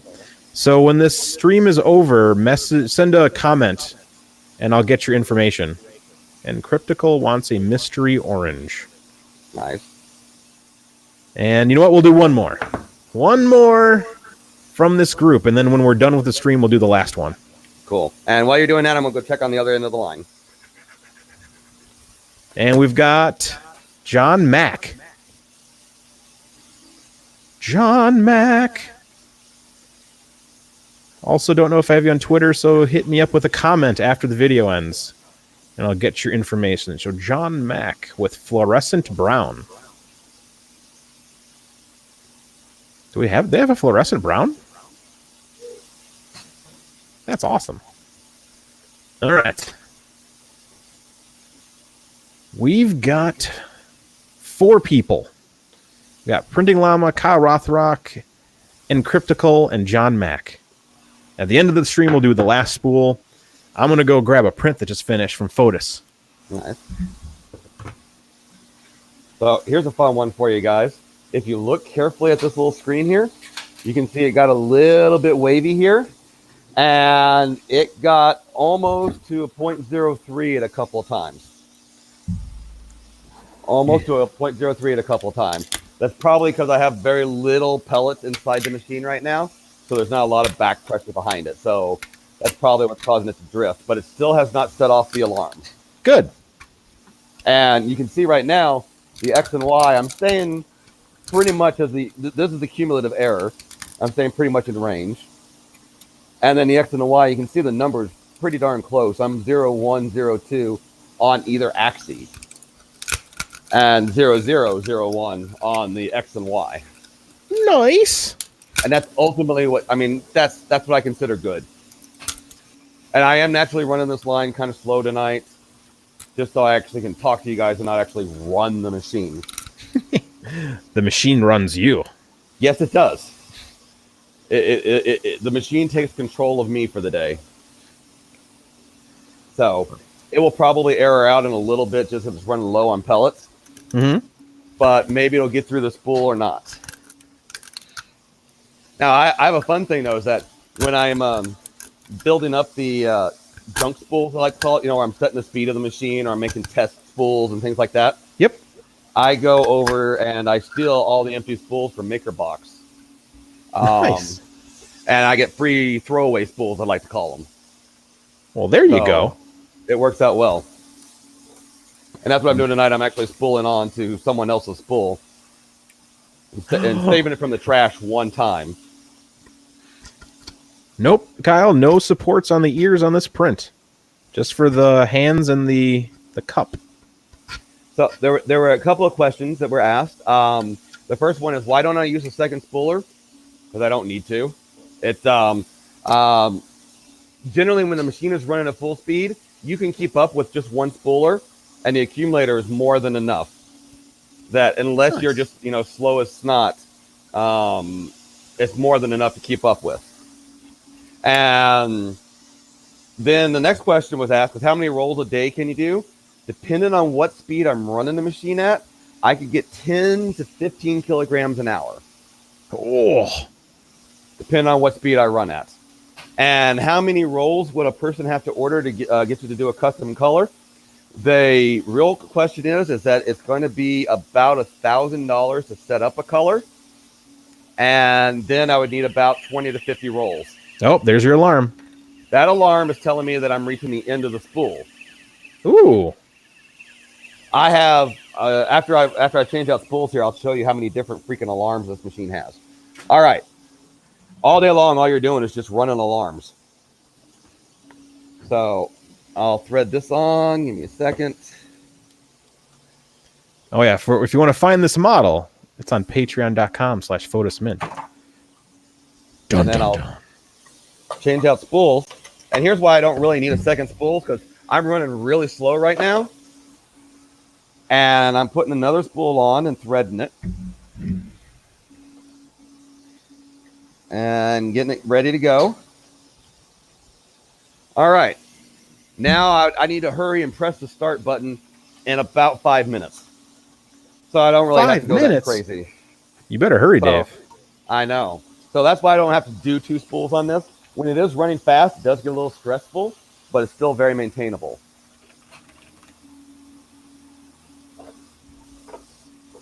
But yeah, it's about $1,000 and probably about 50 spools to do a custom color for somebody, and it would still take about 60 days to get through the whole process. So, how do some companies get perfectly wand spools? A better spooler. Yes. Hey, there's a digital spooler out there that is a really expensive machine. And I've looked at it and I've gone, well, that makes it pretty, but I don't know if it makes a better print. So what I'm working on is I'm trying to build my own. So at home in my secret lab, I've been working on building a version of the expensive spooler on my own. You crazy guy. And then I'm gonna keep it a little bit secret, but I got a whole host of things that I'm going to add on to the filaments for QC tolerances, all that type of stuff. That will all be coming along. That will not affect the price. That will be amazing. So it's just going to keep getting better. We'll have like Jessie 5.0 come by the end of the year. Let's put it this way. This line just has to pay for itself. Yeah. After that, I don't need it to make a profit. Any profit it does make goes back into the line. This makes sense.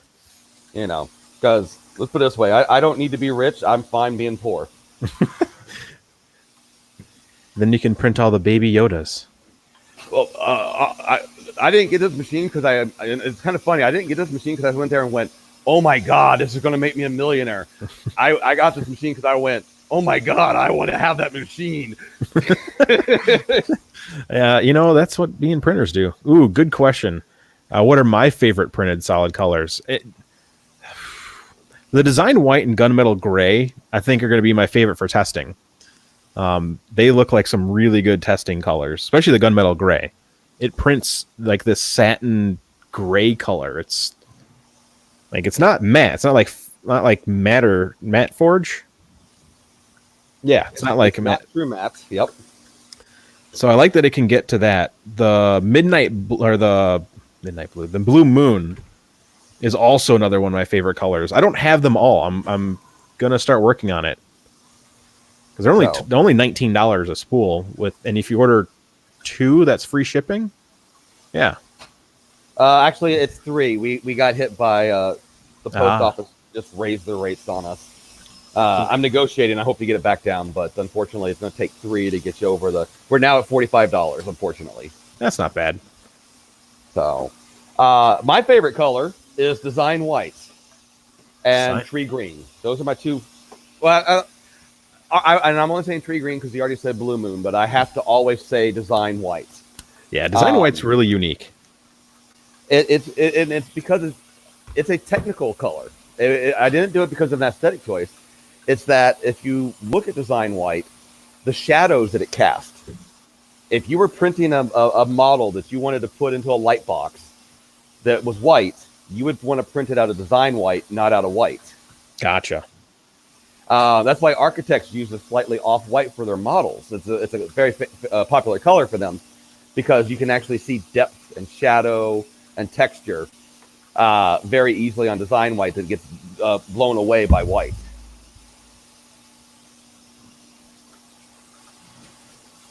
Man, I love Baby Yodas. I got another Baby Yoda from Chris Freeze printing back behind me. I had to find a brown in my stash of colors. It's not a color that I really own a lot of. And I was like, I've got this E-Sun brown and this 3D Solutech brown and this Filament brown. And I'm like, and they all looked exactly the same. I was like, oh, except no, the 3D Solutech brown looked really, really gross. It's very gross. Is one of your little figures there in design white? No. No, none of those? No, this is a Paramount. If I can grab it using the camera. So this is actually really unique white. It's the only white that I've ever printed that doesn't have the layering effect because it's a slightly translucent white. Ah. I mean, it looks like Snow White. Like it is white. I don't know how they do it, but it's my favorite white I've ever printed. That's a pure white color because A lot of people don't know they add titanium, not titanium. Wait, yeah, titanium dioxide. Yep. To make white filament white. Even though the base tone is an off-white, you have to counterbalance it.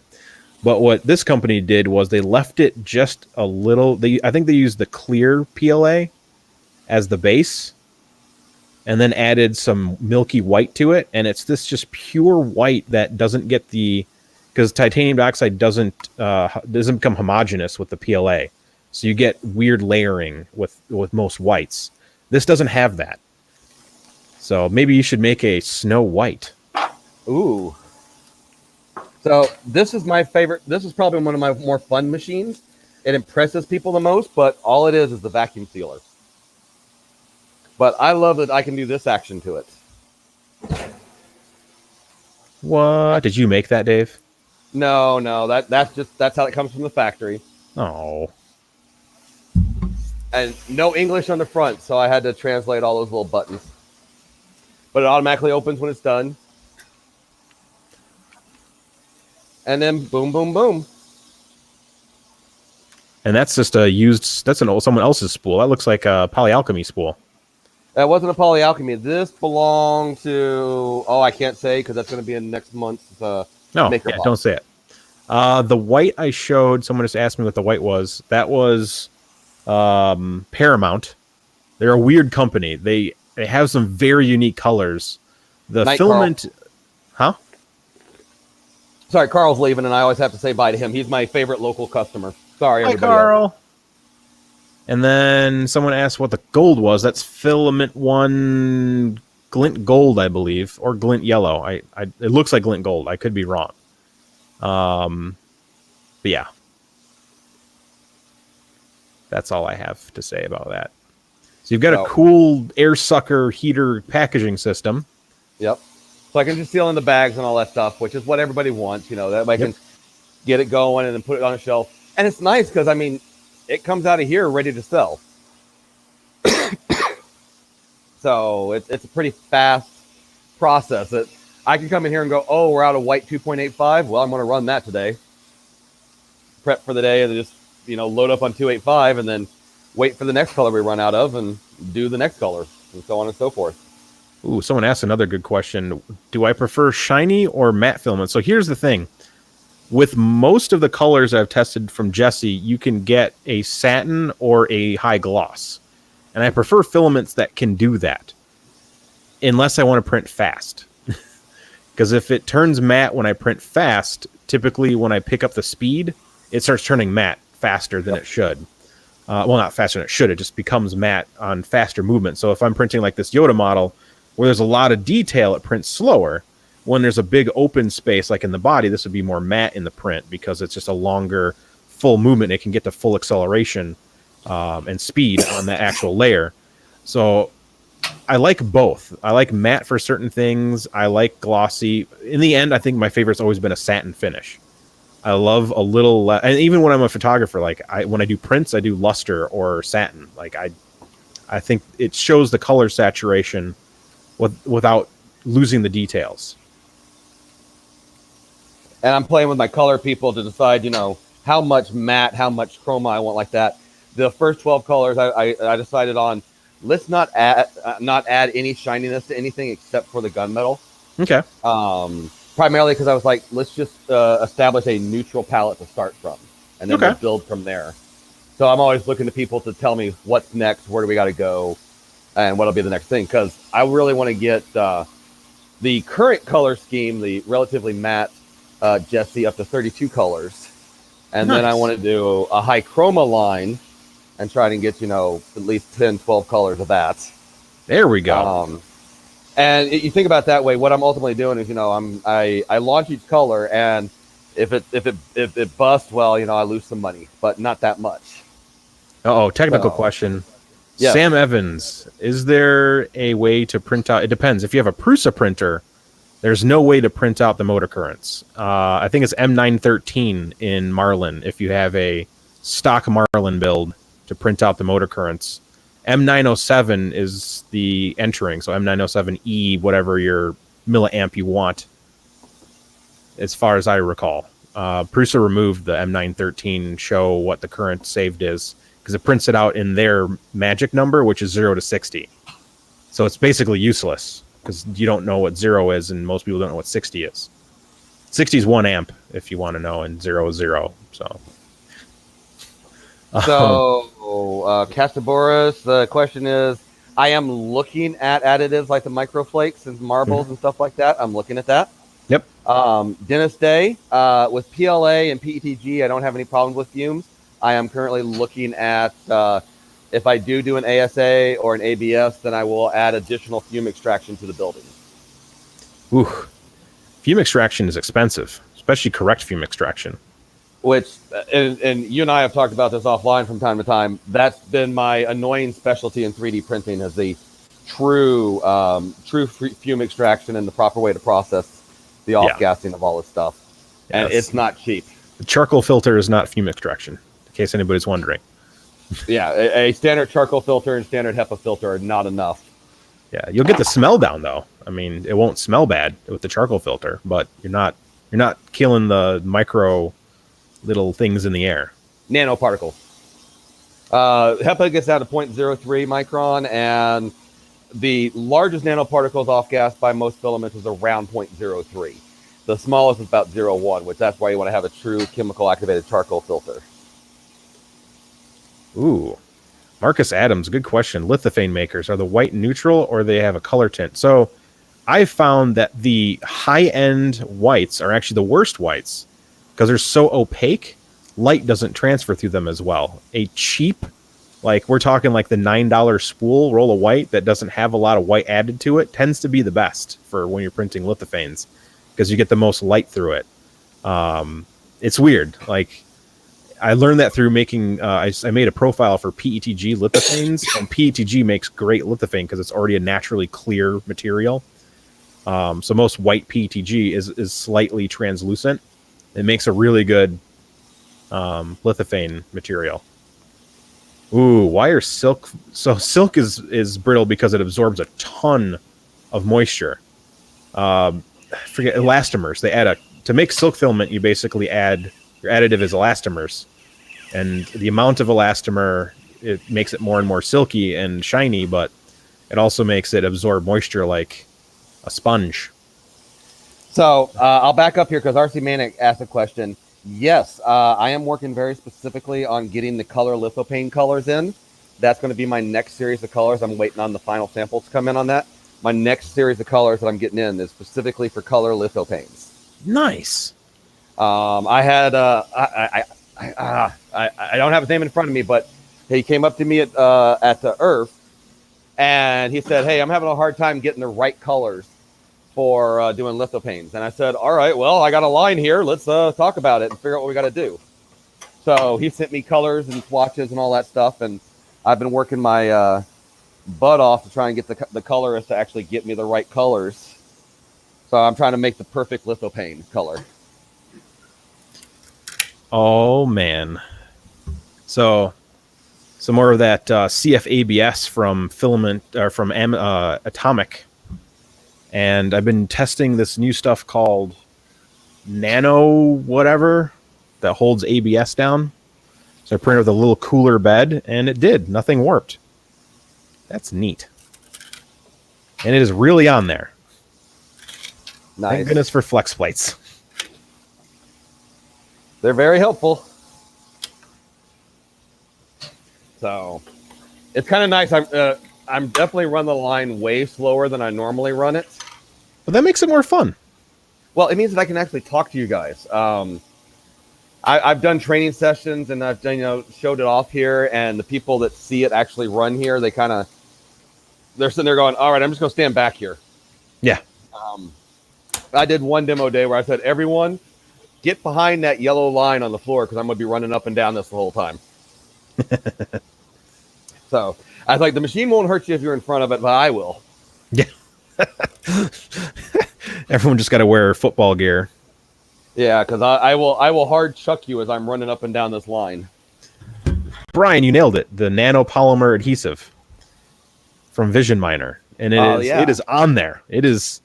I normally with this This is the one you guys have at Printed Solid, the $1 million textured sheet. The Tech King, yeah. Yep, the King. Yeah. And the CF ABS stuck to it, but I had to print it at 120 for the best results. So I was like, I'm going to try this, but at ADC. And oh my gosh, it actually works. They make a pretty good adhesive. It's good for colder plates and things like that. They still pop off, though. Yes. That's good. It just leaves a little white haze, which I can remove with a heat gun, I'm guessing. Well, a little tip for you on that. Instead of trying to pop it off, spray some isopropyl alcohol and just leave it there for a little while. And the isopropyl alcohol will leach underneath it and let it just pop off. Yeah, but then I have to reapply the chemical to it. Come on, Dave. Okay. Well, yeah. Just kidding. You know, I'm sure Vision Miner would love you to do that. You burn through the chemical faster.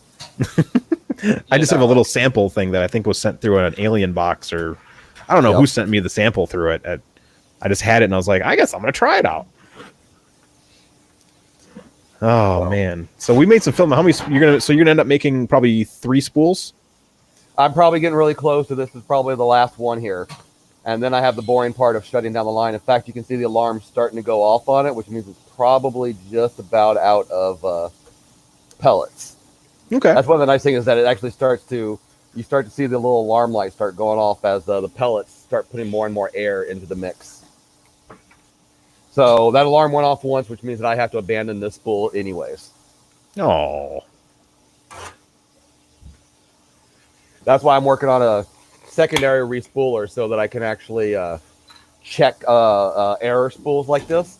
Yep. And, at least burn off samples. Ooh. So I'm working on that.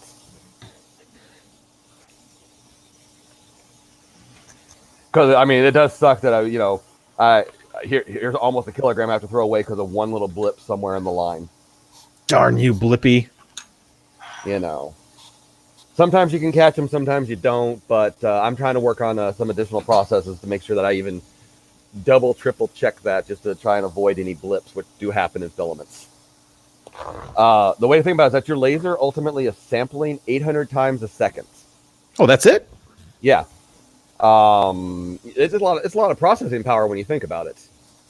So true. 800 times a second. But if you're flowing at, give or take 300 meters every 5 minutes, so 100, you could roughly do it, 100 meters. You could do the rough math on that, and you'd see that you'd have about 2 to 3 centimeters of potential for a blip to happen that the sensor wouldn't pick up on. Jeez Louise. I mean, that there's a chance. It can happen. It's rare, but there's a chance. Man, I love carbon fiber ABS. Darn you and your closure, Dave. I know, right?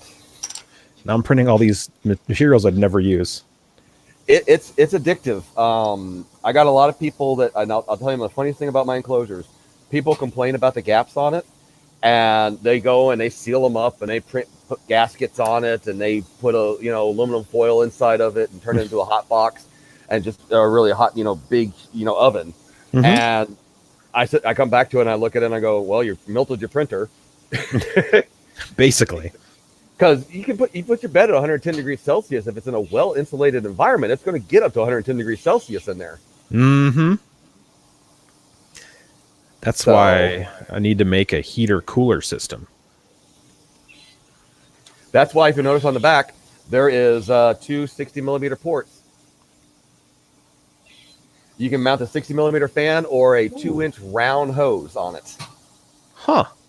Steven just says maybe you're going to add a machine that shoots a little color spray on the material when it reads an off value, and you just need to cut it. Well, if you cut it, then you still wouldn't have a full spool there. True, but then where your sample's still good. Right. I would rather run it through another laser. That's on my budget list, is I want to buy another laser to have a second machine. And I literally just have it spin off samples, and if it finds an error, then now only 100 kilograms is wasted. Best enclosure for PLA is just make sure your room temperature is about 20 to 25 C. PLA doesn't, it's one of the materials you don't need an enclosure for. It's not bad. Like I get a little, like I have a very cold basement, my basement 17 degrees Celsius. So I printed some PLA in the printer with the enclosure with a 50-degree bed, and the prints actually looked, the layers looked a little bit better. My air is cooling my material very quickly and unevenly. So my prints actually aren't printing as optimally as they should because that's just so cold down here. But PLA wants to be cold. And then someone asked how many more giveaways. There's one more giveaway to do, and we'll just wait until the very end, which we're getting very close to the very end. Let me go check the bin and I can tell you, but we should be getting close. Heck yeah. Good night, 3D Printing Llama. And don't forget to send me a message on the Twitter. Can use a pallet to splice it back. That's true. I don't think anyone wants a because when you splice it on the pallet, it makes a little bit of a bulge. And you typically dump that splice when you're purging with in the purge block. So let me take a look at a color of Jessie. So filament manufacturer will be printed solid. 50 different spools. What's a fun color that? Oh man, yellow bird. There's a natural color. Another fun color I have is deep purple. Deep purple is really cool. You don't have a fluorescent brown, do you? Not yet. Someone chose that as their color, but I'll talk to John Mack. He can pick something else from his list of colors. You know what? Let's do that purple. Let's do that deep purple. That'll be the next challenge. But don't do it yet, guys. I'll say when to put the hashtags in. Don't start doing that yet. So what I'd say is if you want to do that, and then after that's done, I will, since we're so close to the end of it, I'll crash the line and you can see what that looks like. So you want me to do the giveaway and then crash the line? Yeah. All right. So everyone hashtag deep purple into the comments, or not in the comments, into the chat. So deep purple, hashtag deep purple in the chat. I'll give you guys 60 seconds starting right about... Come on, keep going, so I know right now. Thank goodness this Apple Watch has an analog clock on it. I can just... I actually got the little hand, seconds hand moving on my watch. So here you go. So while you're waiting on that, that's a blip when it goes out of tolerance. Okay. So that means that there's at least 1 millimeter where it went above 1.75 or 1.8 and both axes too much. So it probably is about, looking at that, it's probably, I have a little bit over on the chart, so it's probably closer to 1.805, something like that. So I could probably run that through a printer and it'd be fine. But that's what the blips look like. Huh. And you could print those out in the future, huh? I have to write some new software that'll bypass this little Chinese screen that's completely closed source and not usable. Oh, okay. 5 seconds. 5, 4, 3, 2, 1, and that was your 60 seconds, folks. My last person who commented deep purple is Tristan, so I will go up to the first person and spin the dial. Spin the wheel of mythicality. No, this is not that show. We're not that famous. They won though. Not that guy. Yeah, I love that show though. I can't wait for it to get their next season going. And stop and then move the thingy, and we got Old Salty. Old Salty, hit me up on, I know you have me on Twitter, so hit me up a message on the Twitter. You get a spool of the fancy color. Let's see here. Old Salty. By the way, the winners. Yeah, by the way, the winners. I am going to assume they want 1.75. Yeah. Just making sure. There's still some 285 people out there, and I do make 285 on this line. But I'm going to assume that all the people watching tonight are all 175 people. If you are a 285 winner, tell Chris. Yep. I'll confirm with each person if they want 1.75 or 2.85. There you go, just to be safe. All right. All right, so you won. All right, so we are almost done here. Spin the wheel of morality. So normally I'm going to wait for that to get to 66, but since this spool's an error, I'm going to go ahead and stop it now. And there we go. I'll cut it off.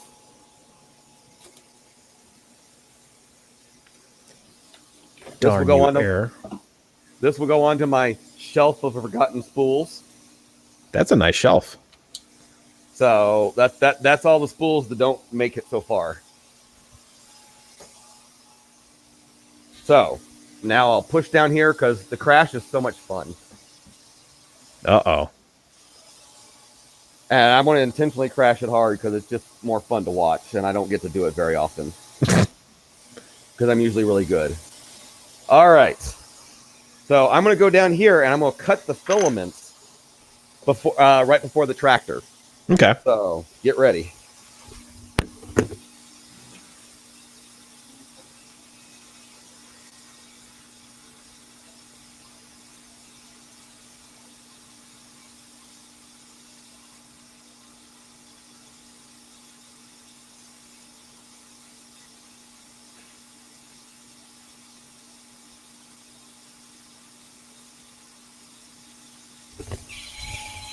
Get ready for it. Here it comes.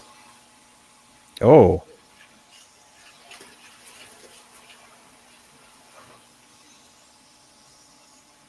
And there you go. Now it's crashed. Oh, no. You normally don't do it that way, but it's just more fun to see it that way. Lets you show what the accumulator can do when it goes flying down the rails. Oh, that's so much spaghetti. So now I'll hit the wire storage reset to bring it all back down here. And you can literally see all this filament just hanging around.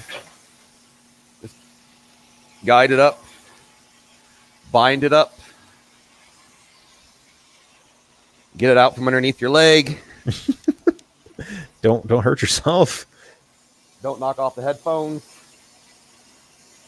Oh, man. I don't know the history of 1.75 versus 2 versus 2.85 versus...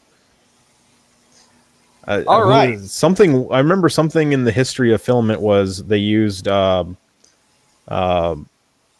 wires from weed whackers. All right, so that's part of the history. But here's the thing: if you didn't know, filament originally started out at 3 millimeters. Mm-hmm. The reason why it started out at 3 millimeters is because ABS's welding rods is actually a thing. If you did not know, Ooh. ABS welding rods is actually a thing. So what will happen is that you can actually still get these things on McMaster Car. And they're literally sticks, a 3 millimeter rod, and you would use it as a plastic welder. Nice. So that was 3 millimeters. Then people started doing more and more with tubing on their printers. So that brought up the 2.85 because tubing tolerances on the internal diameters were always 3. So they needed to make it a little bit smaller so that it wouldn't be a problem. Okay. So they came up with 2.85. Now, 175, I am not 100% sure on the true history of that. I think that comes up in the more rumor mills. But 175 apparently was a weed whacker standards. Nice. At some point. I love weed whacker filament. I know that the 285 and the 3, that was the birth of those two diameters. I will say this, though. And I know I'll get hatred for this. I love 2.85. You and your Ulti maker. And it's not because of the printers. It's because of the physical plastic itself. It's less likely to tangle, less likely to break. The tolerance is much more forgiving. And you tend to be able to print... you tend to get less clogs and jams with it because it's easier on the gears because the gears have more plastic to grab onto. You and your science. So, but I will not say that one prints better than the other. I think that just mechanically it's a better material to work with. I don't know. Stepping down from 3 to 0.04 seems like a lot of work. So now what I'm doing is I'm going to have to purge out the rest of the pellets that are in the machine. Then run some propylene in there. Yep. So give me a second. I'm going to grab some propylene. The jet engine starts again. No, it's not time for a PBR. It's time for a PBR teeny. PBR with a blue cheese stuffed a green olive in there. Because that's what we do here in the Midwest. We put gross stuff inside of gross stuff.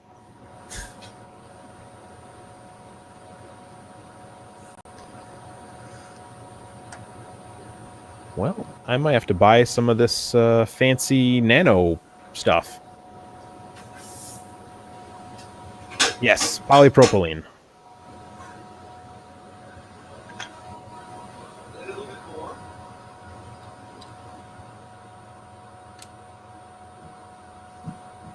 Not gross enough. It's actually not bad. I mean, it's a PBR. You can't really make it worse. Even warm, it's just as bad as it is cold.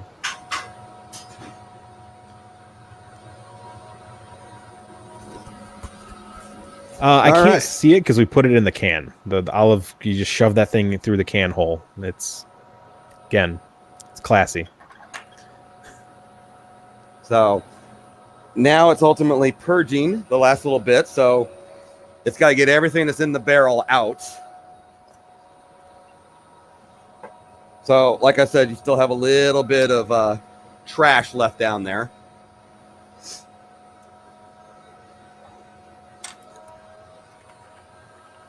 And you can actually start to see the blue is starting to get a little bit lighter. That's the polypropylene actually starting to mix in. Now, you mentioned this earlier, but I'll say it for other people who have fun with it. So all the silky filaments that are out there, do you know how they get their silk color into that? Nope. So here's the trick to that. Generally, if you mix some alternative material into it and stretch it too much, then what you'll start to do is get silky. So you can actually see the Blue Moon is starting to get a little bit of a silk look to it because polypropylene is being mixed into it. Nice. So if you took something like polypropylene or PETG or TPU and you mix it in there and you stretch it and you change out your dye a little bit to be a little more, to make it stretch it a little bit more. So let's say I made a smaller hole dye on this and I extruded it with some polypropylene, I'd probably get a little closer to a silky look on it. And you can see it's really starting to get whiter and whiter as more and more blue starts to work out.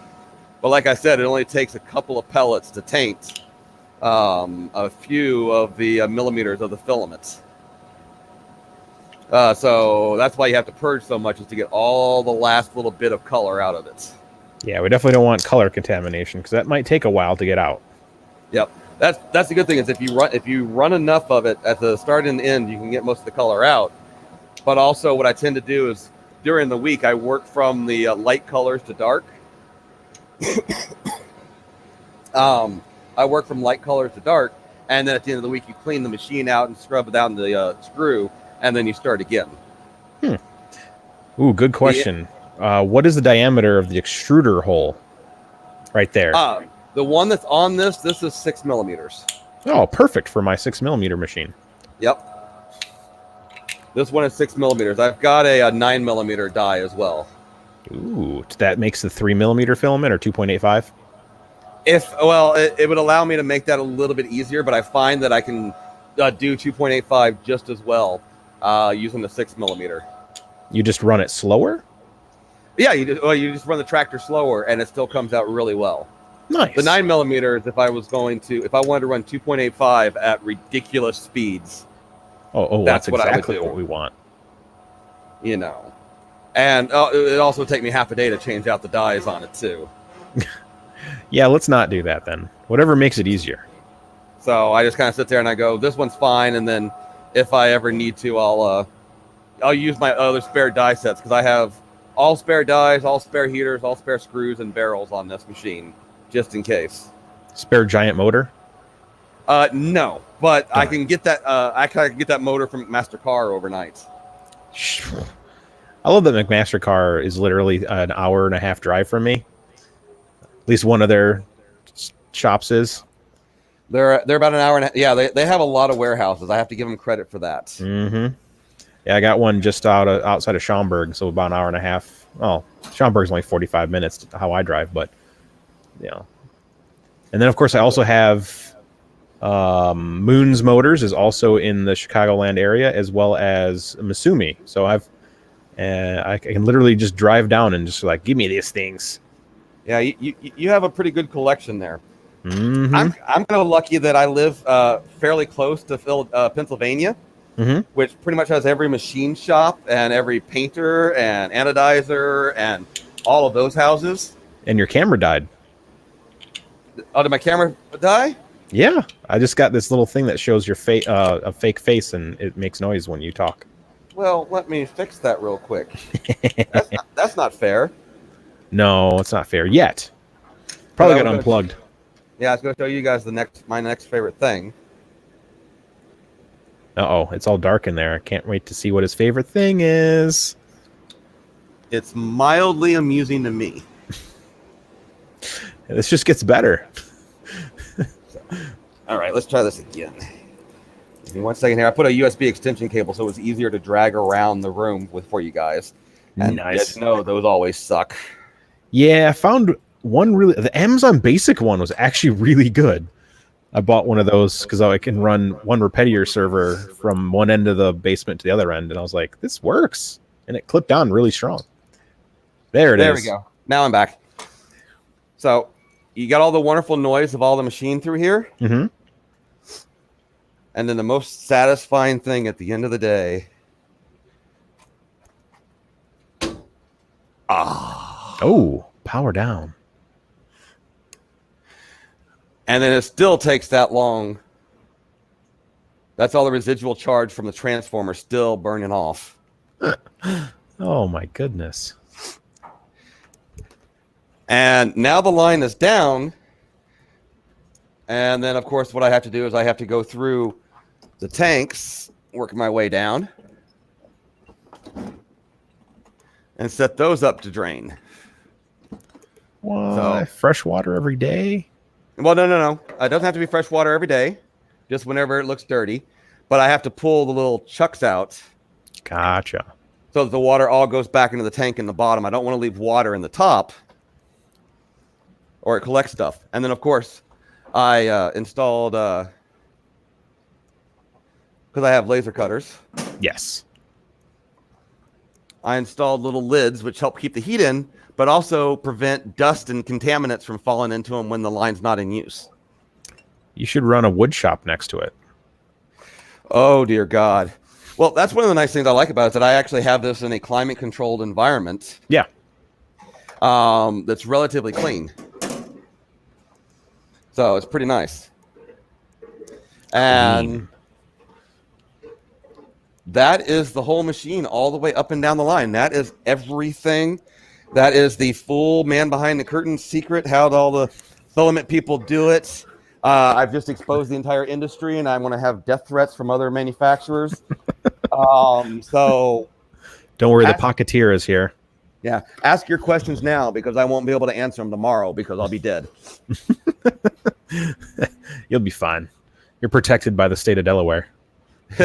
No one wants to come here. Exactly. Except for the low tax rate. And low property value. Oh, that's the best. Actually, Delaware is I'm a San Francisco boy. I'm an LA boy. I lived in those places. I lived in Georgia for a long time. Delaware, as a business state, is very interesting because ignoring all of the taxes, and we have no sales tax and all of those things. Yeah. The fact that I'm between two major ports of entry for imports and exports, the fact that I am between two major centers of manufacturing, and I still have a relatively cheap house and, overhead and all that type of stuff. So Delaware is a secret state. It's kind of like Colorado. As soon as people find out, it's screwed. Well, yeah. I mean, there's enough hippies in Colorado to make it kind of screwed, but... Well, that's because they all found out and they all moved from LA to Colorado. That's what happened.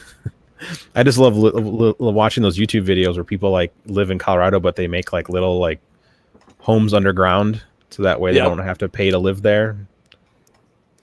Yeah. Well, you had the LA mass evacuation to Portland, and then Portland got full, and so then they all started going to Colorado, and I'm fearful that Delaware will be next. Mark, isn't there something? Yeah, they don't pay sales tax in Delaware. So Delaware is relatively forgiving on corporation tax and business taxes, but we also have no sales tax and no affiliate with other states. That was awesome up until 2019. Thanks to legislation, I now have to pay taxes on a boatload of different states. Boo. I So, blame John O'Shaughnessy. Yeah. Which because he's the last person to comment. But that and it's kind of funny. So I sit there and go, I don't mind paying the tax. The problem is that when I have to file 32 different state tax returns every year. Ugh. Do that math. And like some of the states, it's like, oh, you got to file for $22 because one person in South Dakota decided to buy one spool that one time. And I go, damn it. Darn you, in South Dakota. You and your Mount Rushmore and Crazy Horse and Black Hills. But there are a couple of states like that. I sit there and I go, really? Who's ordering for New Mexico? Gosh. Yeah. Who owns a 3D printer? Yeah. I'm sitting there going, please don't order from me. Order from those other guys. Damn it. Okay. So that's the humor of it. That's the fun of it, but it's fine. But it's kind of funny because my system, I'm sitting there going, why are they charging? Oh, they're in that state. Oh, they're in that state. Oh, Yeah. Hey, Illinois is not bad. They just raised minimum wage. Just went up January 1st to $9 an hour. Getting there. Yeah, we're getting there. We're supposed to be at 15 by 20 something. Supposed to go from $9. It goes to $10 in July, and then it's then every year it's $1 more. So by 2025, it's supposed to be $5 an hour or something. I don't know, some magic. $15 an hour by 2025 is what they say. That will be nice. Yeah, because I like that. We have a lot of sales tax. Yeah, 8.25 plus homes are expensive and property taxes are extremely high, and healthcare is horrible in Illinois. We just got legalized pot, so we have a pot store that opened up, I think, like 3 blocks from my house, and they built a tent, and they actually had to turn people away, and they're actually not opening tomorrow because it just was too much the first day. So they're not going to reopen again until... No, they took today off. Today's Thursday, right? Yeah, they took today off. They're reopening tomorrow. Did you close them out? I don't. CBD oil, yes. Pot, I'm already giddy enough as it is. I don't... And I'm absent-minded enough. I can't remember people's names. Like Carl's on here again. I was like, okay, what's Carl? That's right. Okay. Yeah, I got too much floating around in my head to put that stuff in there and kill it. Yeah, I don't mind, but yeah, my friends all do it. I just hang out. Yep. So it's funny you mentioned the 15 because I will say this about printed solid. I'm a little bit of a liberal hippie guy. No one in my company gets paid below 15. There you go. CBD beard oil. You know what? It'd probably be good for it. I don't know if it's gotten better since then because the new hairs are here. So I'll find out in like a year if it's any better. Oh, need to move the mouse. All right. Well, there we go. That's the Dave. That was really funny because not really funny, really fun. I've talked to nerds that do 3D extrusion for materials, and you only get so much when you hear it. I know a little bit about this and a little bit about that, and I kind of understand, but then seeing a line from start to finish is definitely kind of awesome. And Kyle's like, can I change my color? Sure. When you message me, just message me the color. Yep. Doesn't matter to me. But yeah, it was really cool. I mean, especially I think I know your favorite part's the spool, the filament collector, that thingy. I'm still nerding out over how you can stretch material horizontally, because I'm used to, like, when I was a kid, learning about like how they make like silk or like spider silk stuff, and they extrude downward with gravity.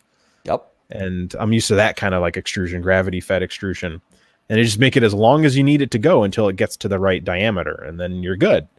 But that's not the same way when you've got molten plastic and air and all that other stuff. So yeah, so it's a challenge. So, but I mean, it's kind of funny because it's examples that we do water baths, which is what most people are doing to get their shape.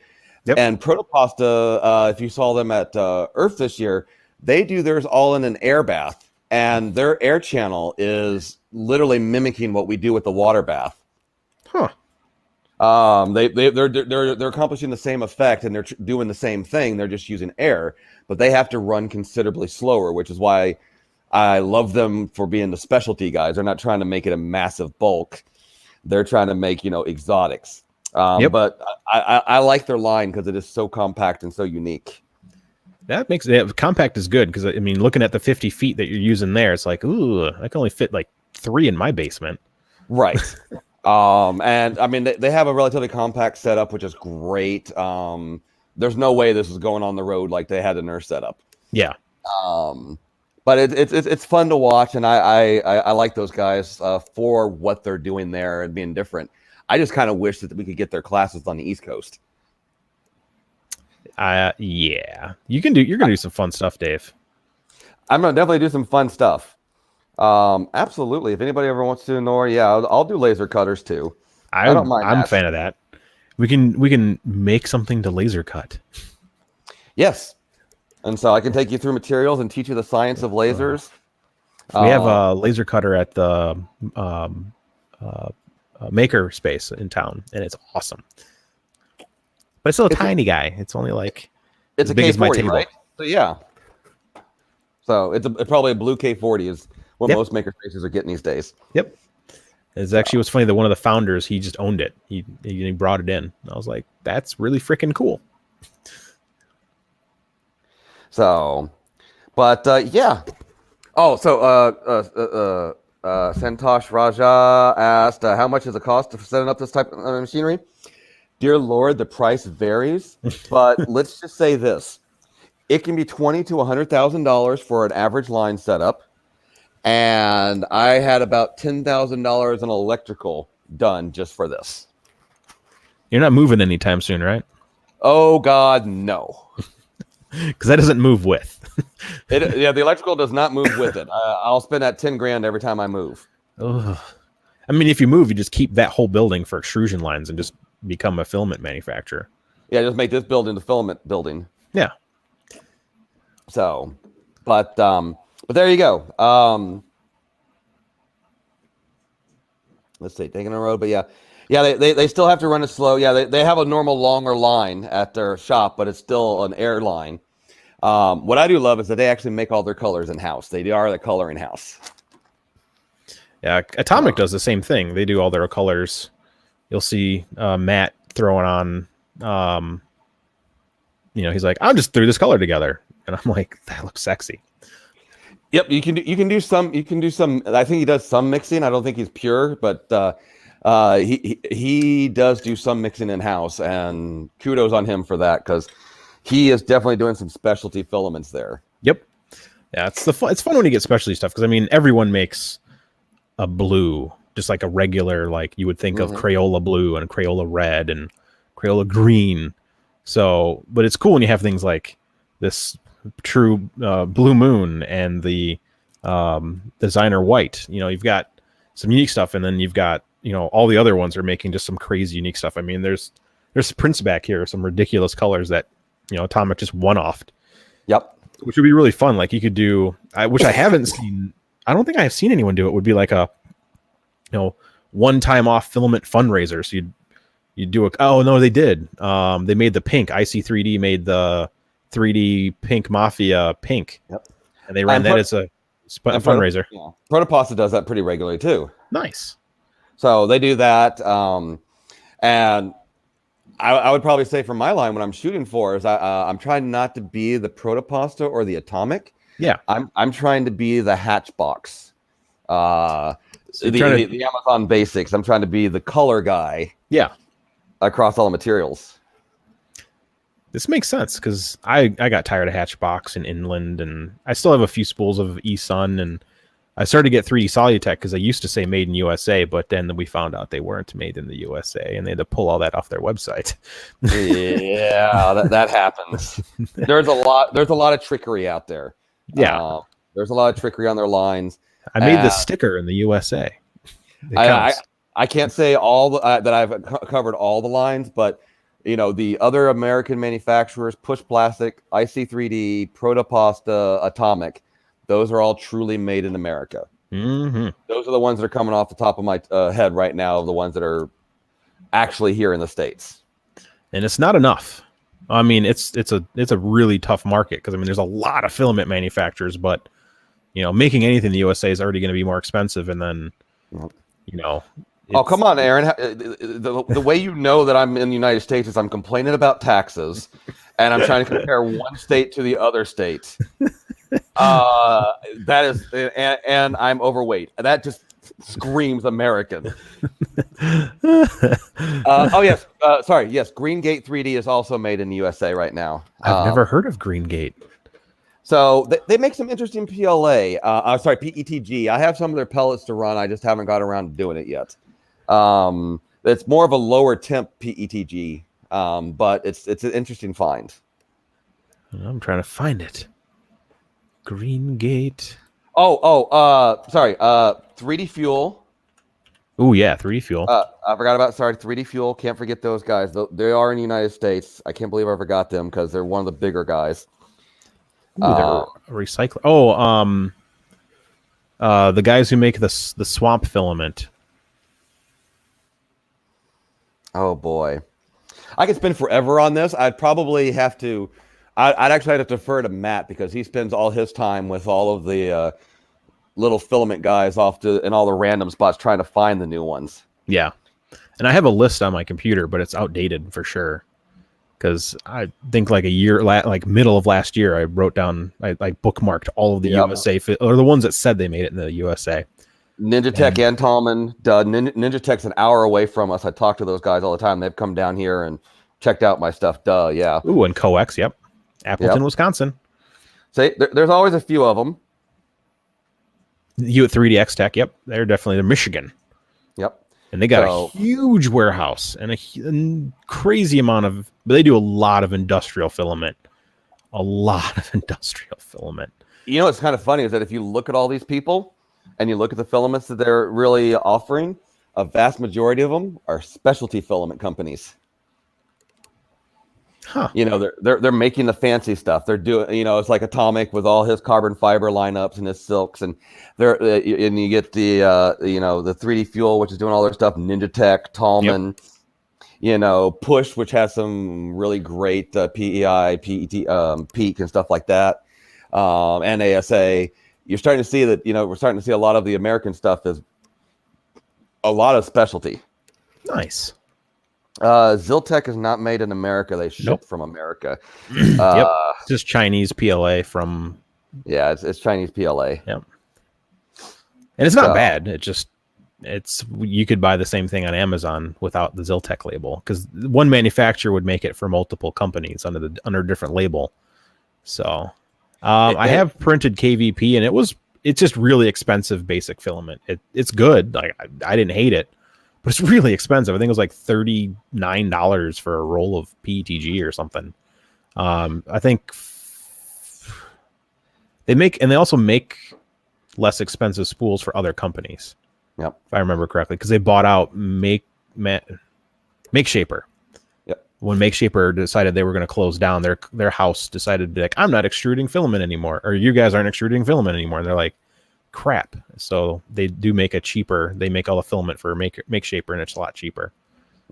So and yeah, I'll tell you this: those Chinese filaments. Oh my God, they're as a business guy, it's so tempting because I can get those spools to my door cheaper than it takes for me to make it here. Yeah.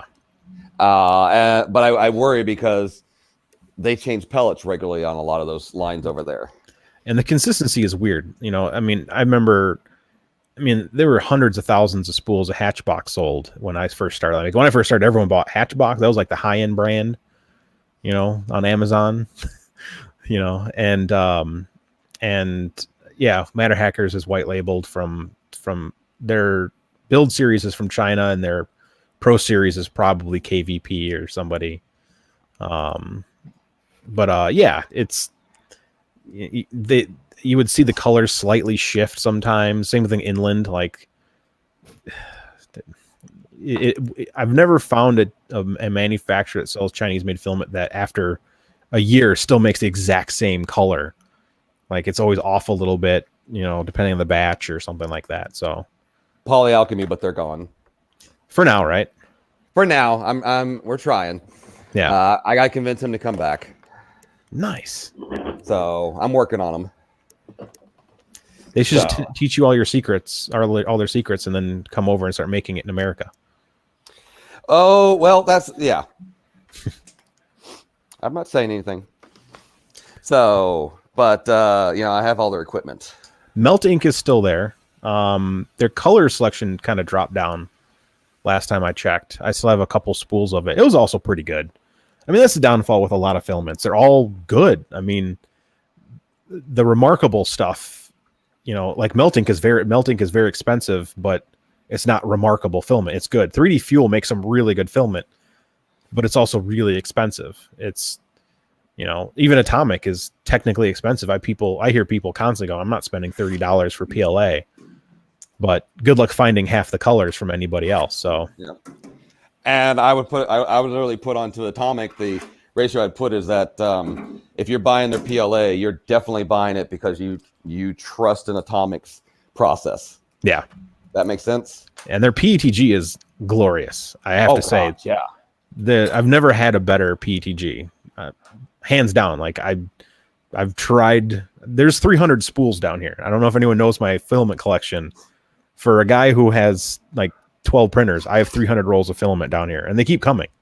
It doesn't end. So I've tried them all, and Color Fab, Filamentum, Filament One, Atomic. There's that company in Texas that makes filament. Stronghold? No. Filicube.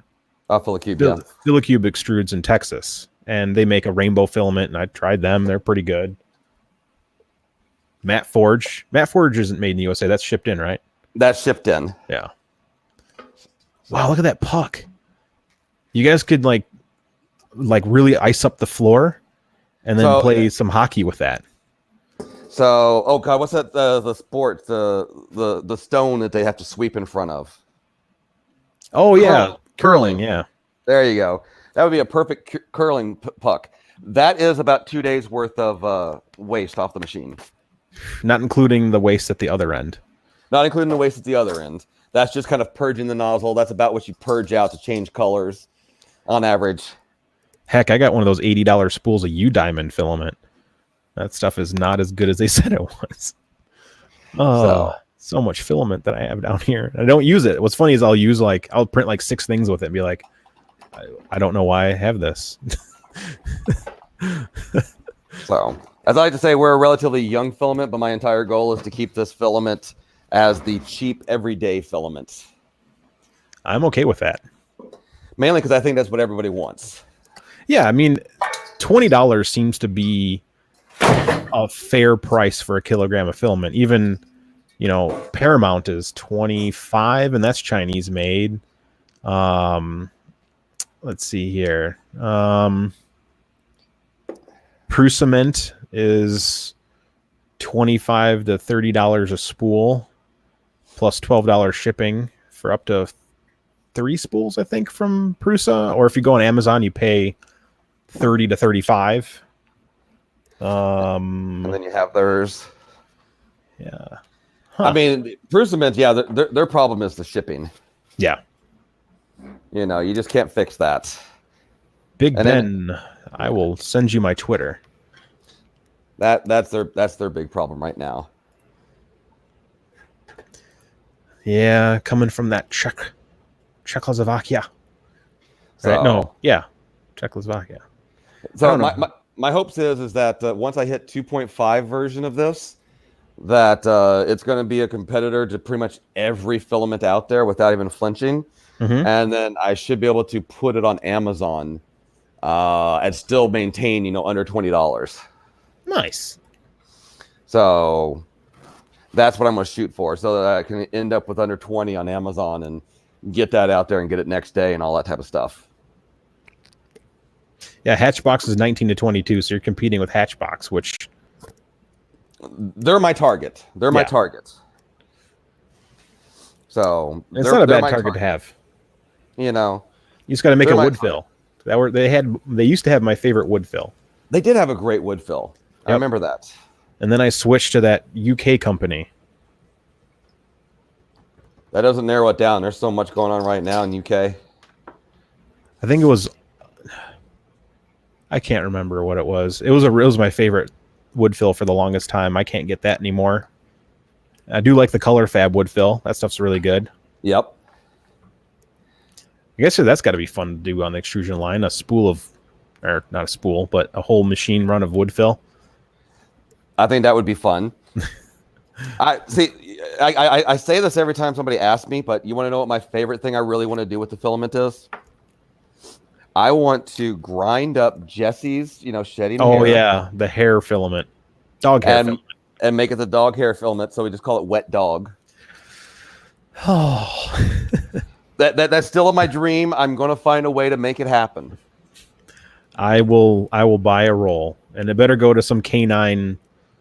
Like we have Paws out here, which is a big animal charity thing. So, and by the way, RCA Maniac. So what it is that we were selling Hatchbox. They were doing a good job. But what they did is that they literally moved 100% to Amazon.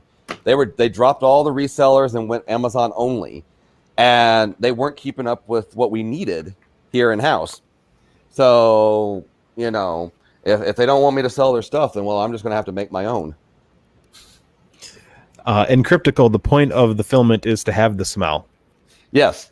It's like the beer filament, and I don't know if you guys ever seen the algae filament. It smells actually really sweet when it prints, but this is the algae fill from Algix, and the pine tree that they make at Protopasta, and the cinnamon one, right? They made a coffee one.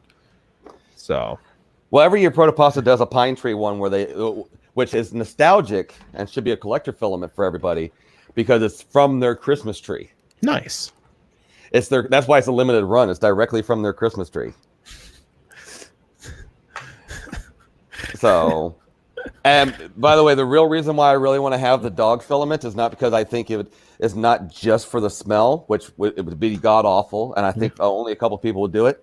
It's because I know there would be so many I'm pretty darn sure PETA would protest me, and I would love that.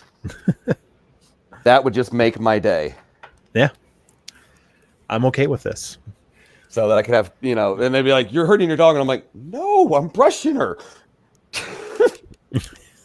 I'm having a hard time convincing my wife this is a good hobby, and I'm making things if the house smells like burnt dog hair. I have a hard time telling my friends that I do this because they're like, you print toys. They're not really, I don't really play with them. Plastic. I do.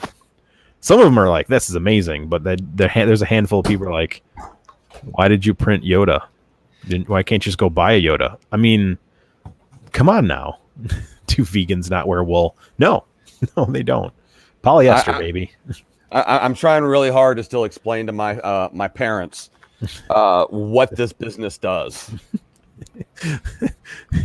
You sell things so people can make stuff. And I spent years trying to explain what computer engineering was and electrical engineering and the difference between the two. And they were like, he does stuff with the computers, and they still think that printed solid. He does stuff with computers. Yeah. There you go. So it's very humorous, but yeah.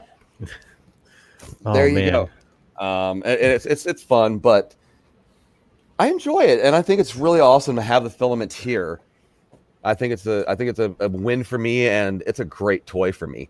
Oh yeah, and it'll be fun for the community and stuff because I've asked other filament manufacturers to interview, and I've got Atomic.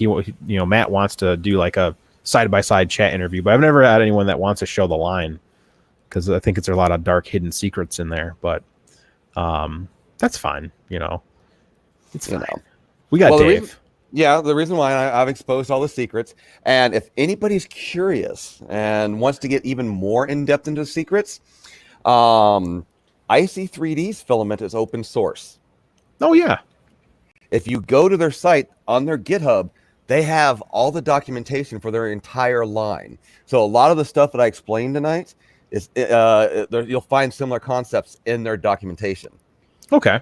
If you really want to go deep into it. I've never knew that they were open source. I wonder if Filament is open source.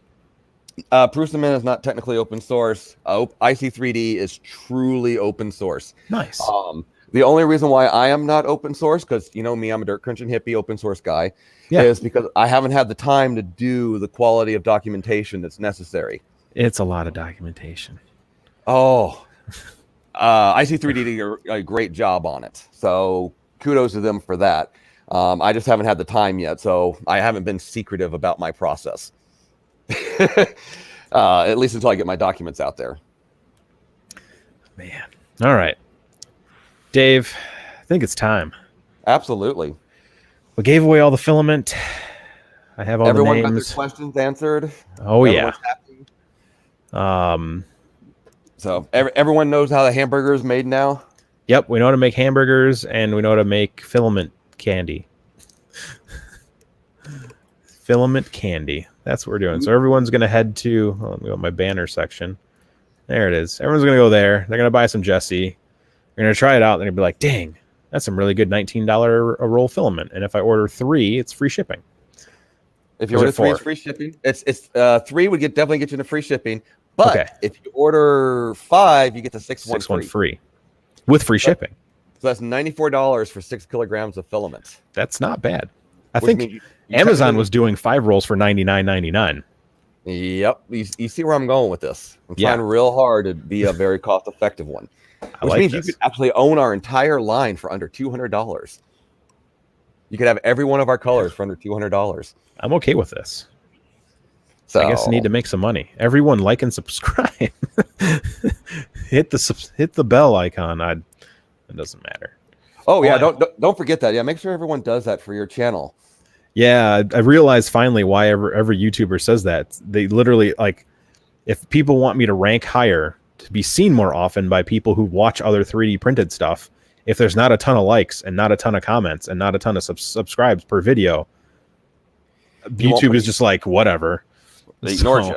Yeah, it ignores. And I'm like, now I know why every single YouTuber, because I've been this YouTube channel is like 10 years old. I used to do videos for photography, and I've removed them all. I mean, I had a video with 1 million views. So, I mean, I used to make money. Not really. I mean, the YouTube payout back then was horrible. At least for someone that only made like 6 videos a year. But yeah, it's, you didn't have to do that. You naturally would bump into people's views. Just like Facebook used to naturally, when you had a business page, would naturally just show up in people's stuff. Now you have to pay.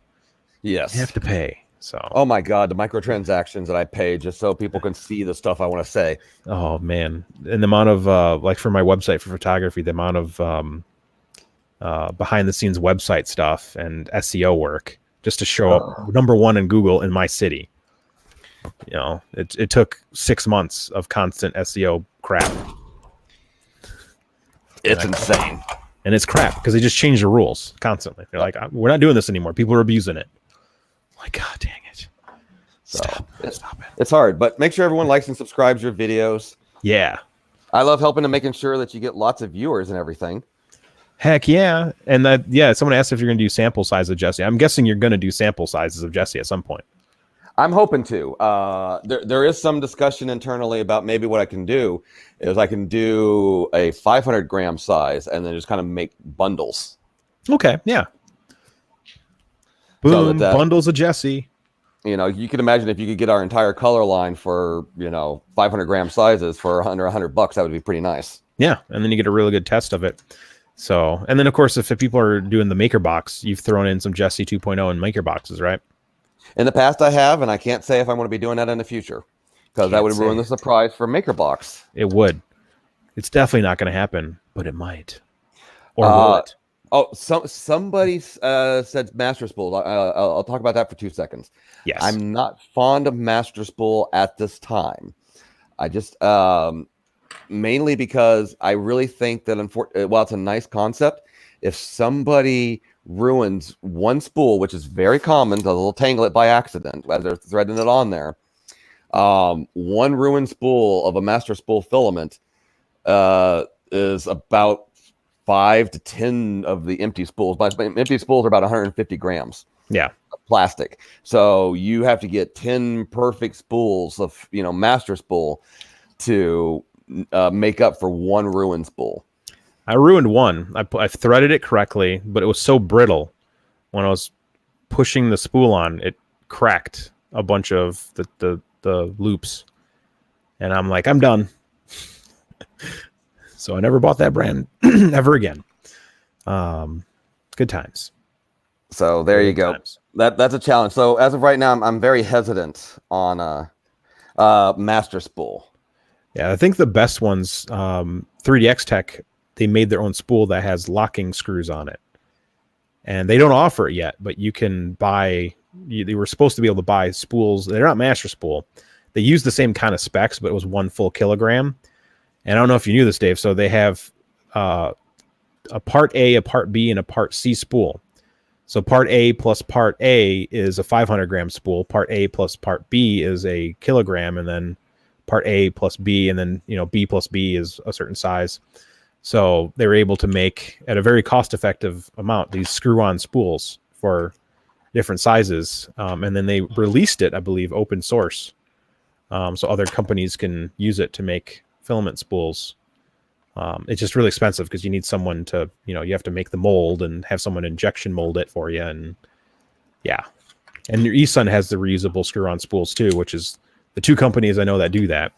Yep. eSun does sell the respools, and they're a lot easier. I prefer the easiness of the eSun respool because it's just crack open your kilogram spool, put it on there, thread the little tip in, and then screw the spool back on. I always had issues with it. Once you start screwing stuff in there, some of the spools never fit, some did fit, some were too big, and yeah.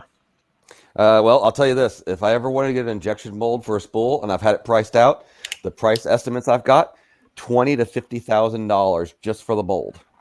Yeah, a lot of people don't know how expensive injection molding molds are. Like Atomic just did it, and it's really expensive. Yes. And they only last so many spools, and they have to retool it, which changes the dimensions slightly. And you can only retool it so many times until you have to buy another another mold. So, and they're kind of lucky because they share a space with a die maker. No, nice. Yeah, that's a win. So they're kind of lucky on that. So, but there you go. But yeah, I think that's everything. That is everything. We've talked a lot. We always have a party at the end. Yep. So, all right, Dave, from the community and from everyone in the chat, thank you for showing us the secrets behind 3D printing extrusion of filament. That wasn't the right words, but whatever. I'll take it. I know where you were going with that. Yep.